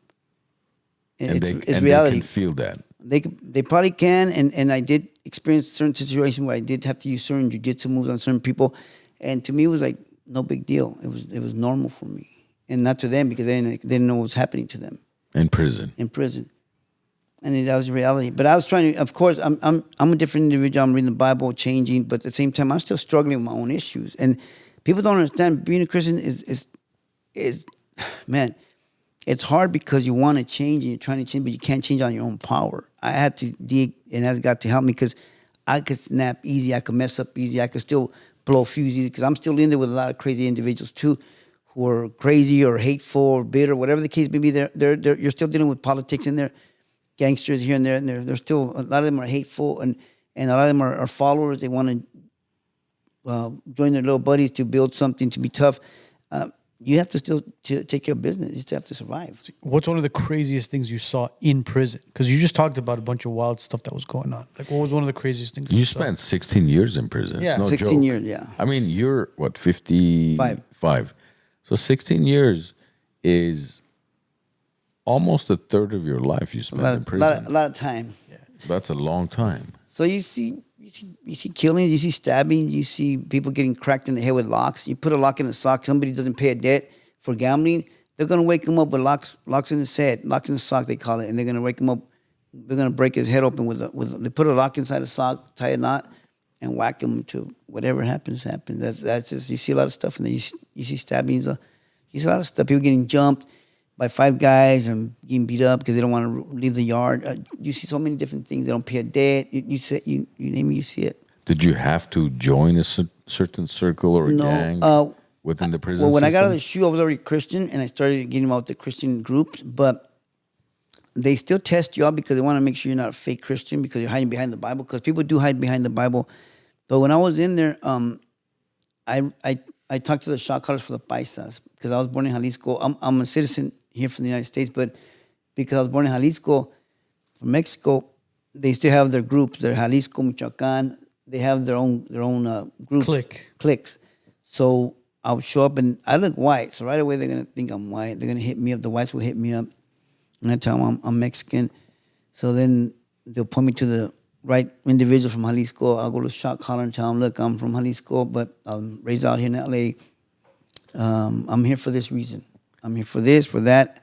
I'm telling you as a shot caller because I am a Christian. I'm here out of respect. I'm not into the prison politics stuff. I want to do my own program. I understand the way the whole system operates. Just communicate with the individuals, and they respected the fact that I was real with them. I wasn't lying. I wasn't faking it. I wasn't hiding. I was saying straight up because anybody could sit there and lie, and a lot of people in there do lie. There's a bunch of liars in there and scared. They make stuff up. I tell them straight up, I'm here because I was an ex-dirty cop. I did some stuff, but And that's they not were cool me. with that? They didn't look at you as a rat? No, they respected me. Really? Yeah, they left me alone. I would think they'd be like, listen, you put a lot of us in prison, so we're going to fuck you up in prison. They left me alone. Nobody bothered me. They had my back. They actually had my back. Yeah, you're going to have haters like that behind my back, talking behind my back. And I wasn't dumb either. I'm not going to live with my head behind in the sand. I was aware that there's going to be haters. But you have to remember, prison politics are different. The paisas, there's like 700 to 50 sureños. They had my back. So if something was going to kick off, they're gonna let me know. They're going to protect me. And they did. And I believe God was using them to get my back. Because there were situations where maybe they were going to jump a couple guys for me, and I'd stop it. I said, don't get involved.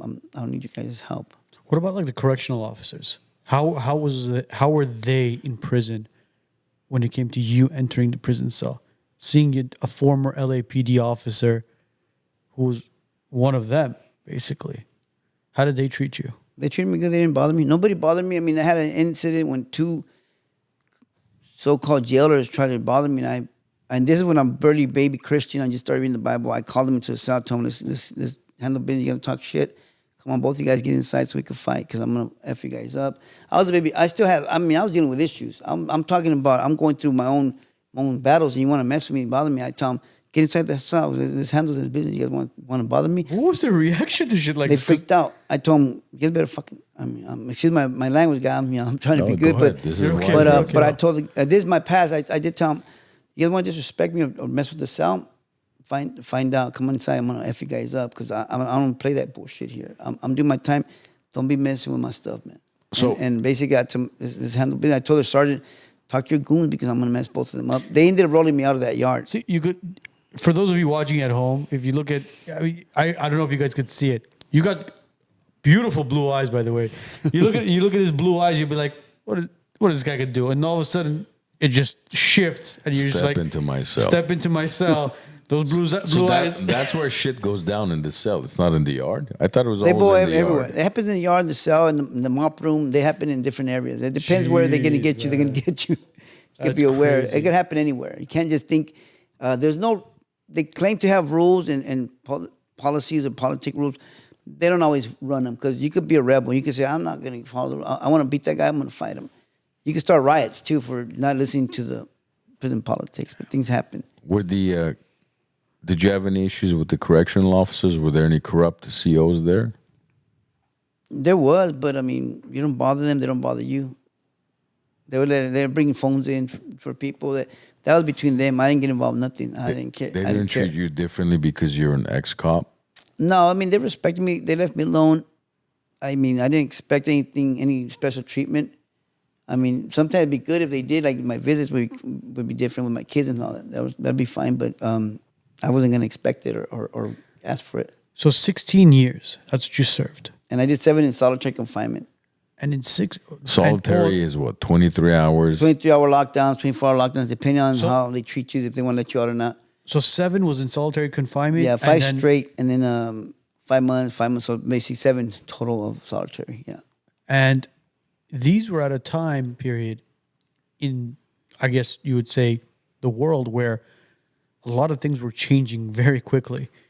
17 years in prison. In and all what of a years sudden- is, so let's clarify the time frame. 2001. Which is right after Y2K. Yeah, I got arrested with a pager, and I got arrested with a flip phone. So technology was just about to. Yeah. So change. you basically you didn't witness the internet boom that took place. No. The iPhone revolution. No, I mean you're in prison, and all this technology, all this stuff is taking place. 17 years later, you walk out, and we actually made a joke where you're like, I learned how to hug outside of when I got out of prison. Yeah. But you get out of prison 17 years later, and all of a sudden somebody hands you one of these. I'm in the bus, Greyhound bus, and some guy next to me let me borrow his phone, and I was like, How do you use this? I said, teach me how to use this. I mean, even though a lot of the inmates had phones in there, I didn't want to mess with them because it was easy to get caught with one. I didn't want to get caught with one. I didn't want to be part of it. So what was your initial reaction? You're out of prison. What's the first thing you did? But I threw him in the Greyhound bus, so I have to do from Colorado to California. That was my ride, bus Greyhound. So it was late, so I couldn't go to a store to buy a phone. So where anyone in the bus that seemed to be pretty cool, I'd tell them the truth. I just got out of prison. I'd like to reach out to my kids. You guys mind if I borrow your phone? They let me borrow their phone. They'll let me even show me how to use it. And that was like my first few hours on the bus, learning how to use a phone. What was your first meal? In and out. You're kidding me. Wow. Sickest meal. Hell yeah. What did you have? The animal, double animal stuff. Animal fries. I love it. Did you have a Lemonade. milkshake or lemonade? Lemonade. Pink lemonade, baby. Yeah, pink lemonade. Imagine that. Oh, man. How did it taste? Delicious. I can only imagine after eating prison food for 17 years, man. Yeah. But I want to go back to your 5 to 7 years of solitary confinement. I mean, you're living in a cell. What is it? 4x8? It's more like by 4x8, yeah. That's 32 square feet. For those of you guys Super not good at math, you can chat GPT it or What do you mean? You're saying 8 by 4 is 32? is that what it is? I don't know. How? I mean, what's it like to be spending almost 24 hours a day for 5, 7? Because keep in mind, guys, sometimes you're dealing with the flu, right? You got a flu for 3 days. You're in bed. You're not able to get out. 3 days, that's 72 hours. 5 years, 365 days times 5. You're talking about almost 2,000 days Right. of living in a 32 In a square closet. feet, which 32 square feet is literally the space we're at right now. Super If not, small. if not smaller. Smaller than it is, yeah. How do you survive that? How do you deal with that? So I had already been in prison 2 years. Well, I was in San Diego 2 years, MCC San Diego, and I was in the general population, and I got sentenced my first indictment. And I pled guilty 2 years later because I was a knucklehead. I was fighting the system at first and saying I'm not guilty of nothing until God humbled me and made me realize I was guilty towards him. So I did bow down and humble myself. But because I had like 20 guys in my case telling on me, they didn't know I was saved. They didn't know I was a Christian. They thought I was going to hurt them. So they kept me in the shoe, keep me away from all of them, my co-defendants. So the only place they could put me during that time was in that shoe, in San Diego County Jail shoe, because they were all housed everywhere because they were still fighting the second indictment, or there was people still being interviewed on the second indictment in LA. So when I showed up, I was already Christian, so I had to trust God. I had to believe that God had a plan and reason for me to be in solitary confinement. And I was thankful and grateful that I was in there because it's where I ended up having to face all the demons, all the issues I had. I had to face them. I had no other choice. I couldn't run anymore. Because the first 2 years I was actually running because I was in the yard helping people, working on just, Mr. Good Guy trying to help other inmates in their own life, but not focusing on me. Me, the guy that went to prison for being a crazy guy, I thought I'm just saved. That's it. I'm reading the Bible and praying. That's all I need to do. When I went to the shoot, I started experiencing a lot of like stuff going on in my life where I started like a lot of triggers, a lot of unresolved issues started surfacing. I'm in the shoe with 13 other cellmates, individual cells, and a lot of them are Mexican Mafia, Aryan brothers, Nazi lowriders, and to me, because I grew up around, I didn't like, my stepdad was like, to me, my bully that made me a tough kid. Anyone else in my environment growing up, I could never let nobody disrespect me or bully me because that was a trigger. I'll beat them up or I'll fight them. I'll do something. So being in the shoe around all those individuals, they kind of reminded me of my stepdad. So it caused me to have a lot of anger, to want to beat them up. And that's when I started having to pray a lot. And that's when I started digging and getting help. That's when I started reaching out to professional Christian psychologists that I was at my wits where I could not help myself. I was reading all these books on self-help, but nothing was working for me. And I got real desperate. And I ended up reaching out to some ministry that dealt with a lot of trauma, inner healing and trauma stuff. They came to see me, and they started working with me. They started helping me out. And that was the best thing that ever happened to me. Had I not been in the shoe, I probably would have ignored a lot of the stuff. I probably wouldn't have been triggered that easy. I would have probably been in the yard just doing my time and doing whatever I was doing just to do my time. Those 5 years, it was. I just focused on working on myself. You get to reflect on yourself. I had a lot of time to reflect on myself. I went on a journey of writing letters to ask for people for forgiveness and forgive people. It was a journey for me to start working on myself, and it was tough. It was good, but I mean, I knew I was there because God allowed me to be. They wanted me there. I had to walk by faith, and I'm a man of faith. I'm not going to be one of those guys that's going to be like, riding the fence. If I do 100, when I commit to something, I do 100%. Yeah. When I go hardcore on one thing, I'm gonna go 100%. So when I told God I'm gonna surrender to you and commit my life to you, I'm gonna go 100%. You found God. I found God, yeah. And the thing is, He was real. He's real, and I started experiencing a lot of miracles in my life. I started experiencing things that I never believed in. I never thought that was real because I was not a believer. And that God opened my eyes, God humbled me, and He started working in my life. And from there on, I just started like thinking, what is my purpose now? Since I ruined this career, so what is my purpose? Well, I was in there, as I started working on myself, I started thinking about other police department, first responders, what they go through, and nobody helps. They don't get help. They don't ask for help. I said, maybe my mission is to help these individuals. But not just them, but also people in here, because there are a lot of people in prison that are asking for help too, that are all jacked up. They won't open up to nobody. I'll talk to shot callers who tell me the truth of how they became such assholes, such evil individuals.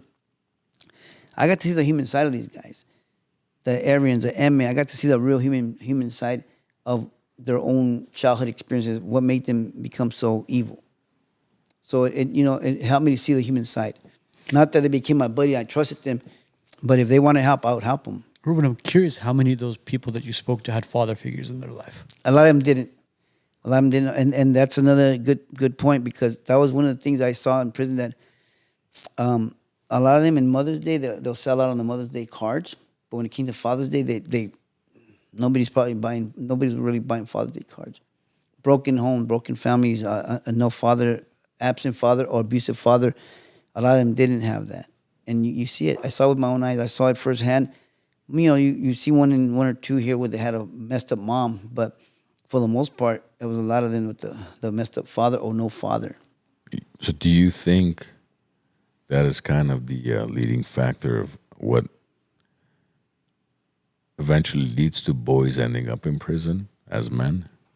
Is lack of father figure or an abusive father figure? I believe so, but also there's other.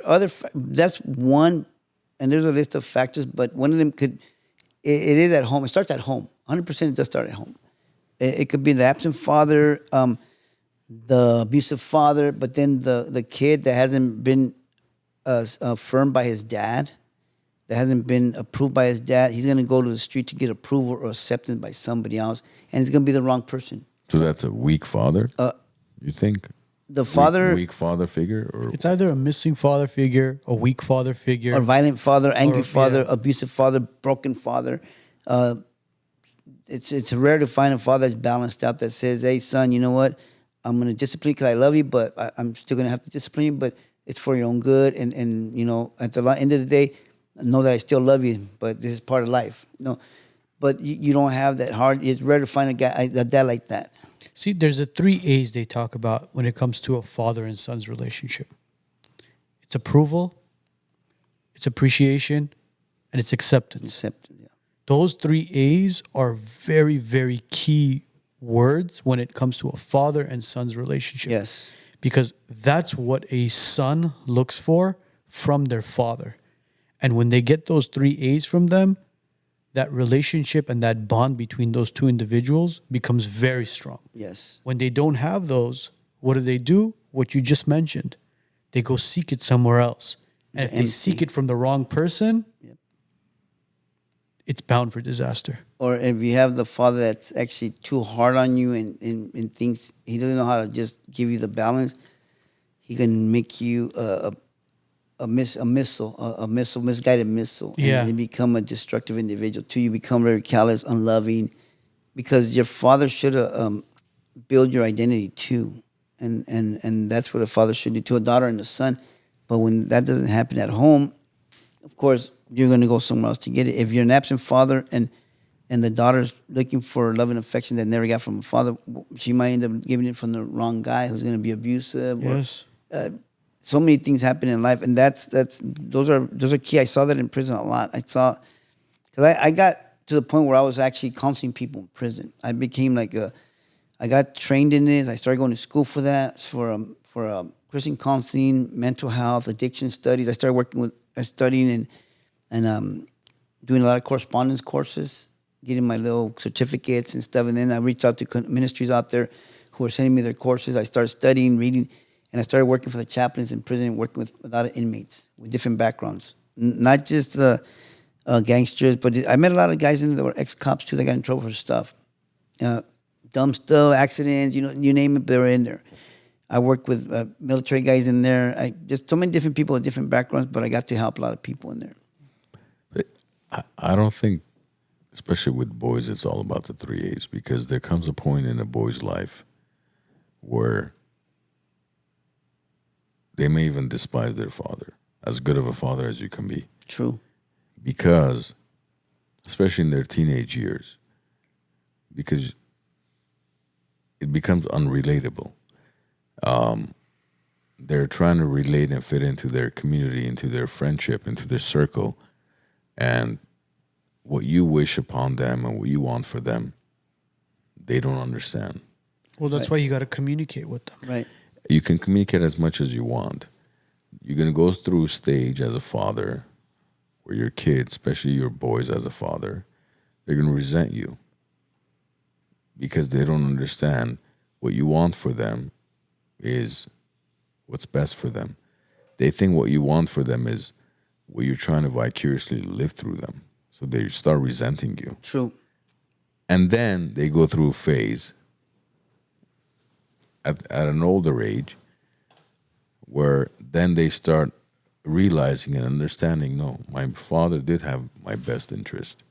And that's the most difficult stage in a child's life, especially your boys, because that's when they can, they're going to go into a gang.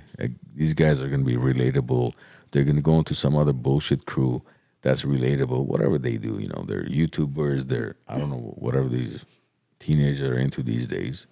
That's the most challenging and dangerous time in a child's life, because they find something that's relatable. You're no longer relatable. You're some old 50-year-old fart that, you don't understand that. Yeah, we have AI. You don't understand these AI things. You're an iPhone guy. You think you know technology. You don't understand what it's like to be a 17-year-old. Right. It's like, yeah, fuck you. Of course I understand. I grew up here. I met a kid that was in the shoe with me. He was there for 2 murders and an attempt murder. And he was in his early 23. And he didn't commit the murders, but how he started in the gangs was his dad was a Marine, and his dad grew up in the area with White Fence area in East LA. He was the kid would dress. He would go to like a Catholic school with his outfit, his uniform, and he go back and forth to school. And all of a sudden, the neighborhood kids from White Fence started finding out that his dad, ex-Marine, had weapons at home. So the kid would start wanting to fit in with the kids, start showing off some of the guns. And little by little, he became like a guy that would supply them with guns. And then next, he got recruited to the gang. So from wearing his uniform to school, he'd hide his gangster outfit. So as he's out of the house, he'll put on his gangster outfit. His dad didn't know he was doing this.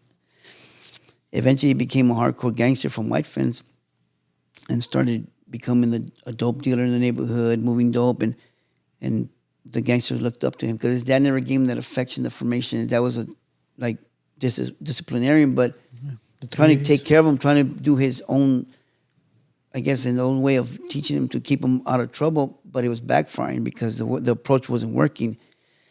So the kid started applying a lot of the guys from the neighborhood, but then his little brother wanted to join the gang. And his little brother was like, I'm going to join no matter what. He's like, no, you're not. So he goes, I'm still going to join that clique. If you don't let me join your clique, I'm joining the other clique from my friends because they have different cliques. He said, he told me, he goes, Ruben, I told him, okay, join my clique so I could basically watch him, take care of him. Mm-hmm.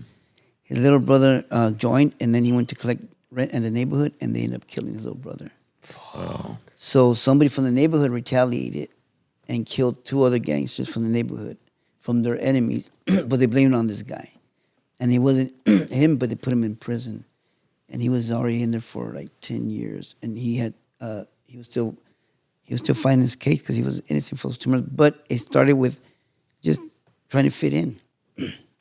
That the older brother was looking for the approval, the appreciation, yes. and the acceptance. That's what he was looking for. Yeah. He didn't get it. He found it somewhere else. And then long behold, little brother comes in. Same circle of life. Do you ever think that this entire gang banging and all this bullshit that goes on where people are killing other people will ever kind of die out, and this drug cartel gangster bullshit will just eventually die out? I wish it would, but it's not. It's going to get worse because the demand, it's so high out there for the drugs. People are self-medicating at the highest numbers right now. Fentanyl is killing people left and right, and people don't care. They're still going to take it. They're going to risk themselves dying or overdosing. For the high. For the high, for the whatever they're trying to numb, whatever they're trying to cover up, numb some type of pain. Because people are broken, they're jacked up out there, and it's not going to stop. And the supply and demand is high. So before it was rock cocaine, because cocaine was too expensive, and then became rock. And I saw it in South Central. I was working in South Central Patrol.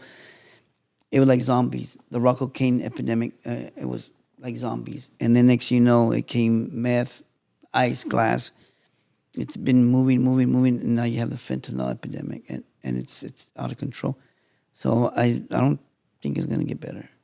Individually, a person can get better on this. If one person changes, that's already a blessing. But again, it's individual has to want to change, and he has to do something about it. Like I took that step. In prison, not everybody takes that step because in prison, you have a lot of people that are followers, and they don't want to be looked upon. Oh, you're scared because you're hiding behind the Bible. Yeah, when God gets a hold of you, He's going to get a hold of you wherever you're at. If you humble yourself to Him, He's going to bless you. But a lot of people are scared. Now, you've been out of prison for what, 7 years? 7 years. What's Ruben up to these days? And what type of impact are you having on the community? Because look, you have a very unique experience. Your upbringing was challenging.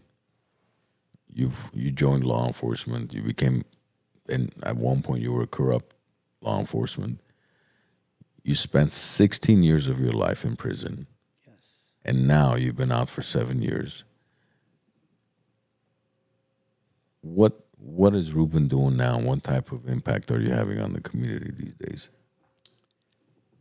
Using my story, but my experience too, because it's not just about my stories. It's more about how I healed from mental health, how I healed from PTSD, how God actually healed me from all this, and how I took the steps to equip myself by, thank God to all these ministries and people that exist that are out there putting hours of labor to train people like me who wants help to be able to reach out and help other people. I take the hours and time and sacrifice to first of all better myself, and so I could work with other people, hard cases, people that are like feel that their life is impossible. They can't heal from addiction or recover or mental health from coming back from war or working the fields in the departments or anywhere. I got the training to help those kind of people. I'm putting myself out there. I put myself out there because of that, because I'm good at what I do. And I could help people. I help people. I've helped people in prison. I help people out here. I get contacted from people who are retired cops who are contemplating suicide or are still active and going through stuff, or just either people in church who are ex-gangsters that want to leave that want to heal from PTSD, from being gangsters or drugs. And I'm always out there working with people, but I also use my martial arts too as a tool because people like to work out. Fitness is one thing. Boxing, kickboxing, jiu-jitsu, it's all connected because it's also therapy. You get the therapy by the physical fitness, and then people want to talk about their stuff, and I'm available. I leave myself open for that. And because I'm relatable, or because I have the experience, and because I'm not going to judge you, and I'm not going to sit there and throw rocks at you, condemn you, I understand you. So my experience does make a difference, and I'm approachable. People actually know, hey, this guy's he's real, he's approachable. Was it easy to get back into society? No, because I had to remember that I killed that old identity who I used to be. I'm not that guy anymore. So I had to start my new life, my new identity. I'm not that violent guy. I don't take matters into my own hands anymore. I have to forgive people. When people get me mad, I have to forgive. I can't beat them up. I can't go after them and hunt them down like I would like to do before. I forgive people now. I have to process things different. So many different things I have to do now that it's not me anymore. Just live. I gotta trust God. I didn't trust God before. I live by faith. So everything's different. And what were your daughter's reactions when they saw you get out? They were super excited and happy, and of course, we've been building a relationship together for a while, and we have a great relationship. I have a daughter's sons, and I have a great relationship with all of them, and. To me, that's important because I try to build it while I was in there. I try to be even though I was an absent father, that was the worst thing about being in prison. And when you want to be a dad, and you can't really be a dad because you're not there. That was like the only punishment. That was a punishment for me. Everything else, I could man up and tough it out and own up to what I did and be a man about it. But not being able to be a dad for my children was the toughest part. Because initially, everything you were doing to be a good father, build how my kids was for them, right? Yeah. The father you didn't have, you wanted to be for them. Exactly. And all of a sudden, I'm not there. You're not there, and when you do speak to them, it's behind the glass. Behind the glass or on the phone, or letters, and they don't understand. Hey, I do hurt for not being there for you guys. Yeah. If you could go back as a father, and everything you've as a man, that everything you've been through, which we can't relate to. We can relate to as a father, but everything else, it's unrelatable to us. Is there anything you would change going back? Yeah, understanding that when you get offended or people just hurt you or betray you, learning how to forgive them is important on the spot or in the process, so you don't get stuck in what happened, because that's what's going to build up and become so hard in your life where you're going to become someone you don't want to. You didn't know you were going to become. Forgiving people from the child. If you teach people, your kids, how to forgive somebody and why it's important to forgive, that alone is a freeing for you. And I wasn't taught that growing up. I wasn't taught mercy. I wasn't taught it's all right to make mistakes. If somebody disrespects or hurts your feelings, that's not your problem. You were taught to react, or just take revenge or hurt them. Because I was abused or beat up physically by my stepdad, so it didn't teach me of what it's like to, hey, you know what, people make mistakes. I wasn't taught that. Well, the comments were awfully quiet today because everybody was kind of listening to the story, which, Ruben, we really thank you so much for sitting down and opening up with us. Was there anything that you had not spoken about on previous interviews or podcasts that you spoke about today? Just so kind of, because we want to know as well. Because we've watched a ton of your interviews. And we just want to make sure that, is there something that we've missed at all? We talked, we tested a lot of good topics. But I think we talked about the prison experience. Nothing at all? Nothing we missed? No, we think because we like to cover the good, the bad, and the ugly. Yeah. Did we cover all that? We did. We covered it all up. Beautiful. Ruben, thank you so much, man. We appreciate you taking time out of your Monday to be with us. Thanks, guys. God bless you and your family. Seriously, brother. Thank you. Seriously. For everything you've been through, you've gone through, and what you're doing today. Yeah, what your future holds for you and for the impact you're going to have on society through your martial arts, through your just your experience. Look, people can look at somebody like you and say, oh, this guy was fucking evil. No. Hey, he went through some rough times due to circumstances. But the fact that you talk about forgiveness, I think that's important. It is. People have to learn to forgive and give people a second chance, because you never know the situation you're going to deal with in life where it's gonna push you to make decisions, to react in ways that you never thought possible. But you yourself eventually would want forgiveness. So learn to forgive, because one day you're gonna have the opportunity to have a positive impact on 100 or millions of people, depending on what your reach is. So your reach today is growing on a day-to-day basis, and I hope more and more people learn about your story, because you can go from good cop to bad cop to prison to now. It could happen. Yeah. Changing people's lives. And the receiving forgiveness is also important to you. Know that you could be forgiven too, because I think a lot of people don't know that they could be forgiven. And they carry this burden or this shame of whatever's going on in their life. And they don't understand that God gives you forgiveness. He forgives you, but you have to receive it. Absolutely. For sure. Ruben, thank you again, brother. Appreciate your time. Guys, today's episode will be up and running on Spotify, Apple Podcasts, all major platforms mañana. Have a great Thanksgiving. Enjoy the food. Splurge on it as much as you want, but then go back to your routines and start watching what you're eating after. Be thankful what you have. Absolutely. Come work out. Oh, there you go. Come work out. Where do they come Oh, yeah. work Where out? could they come work out with you? I do teach at Santa Fe Springs. It's called Elite Pro Boxing. And Elite Pro Boxing? Yeah, in Santa Fe Springs. Yeah. There you go. Elite Pro Boxing, guys. We'll put a link in the description for that. Guys, happy Thanksgiving. Enjoy the holiday, and we'll see you guys all next week, next Monday, same time, same place, same network.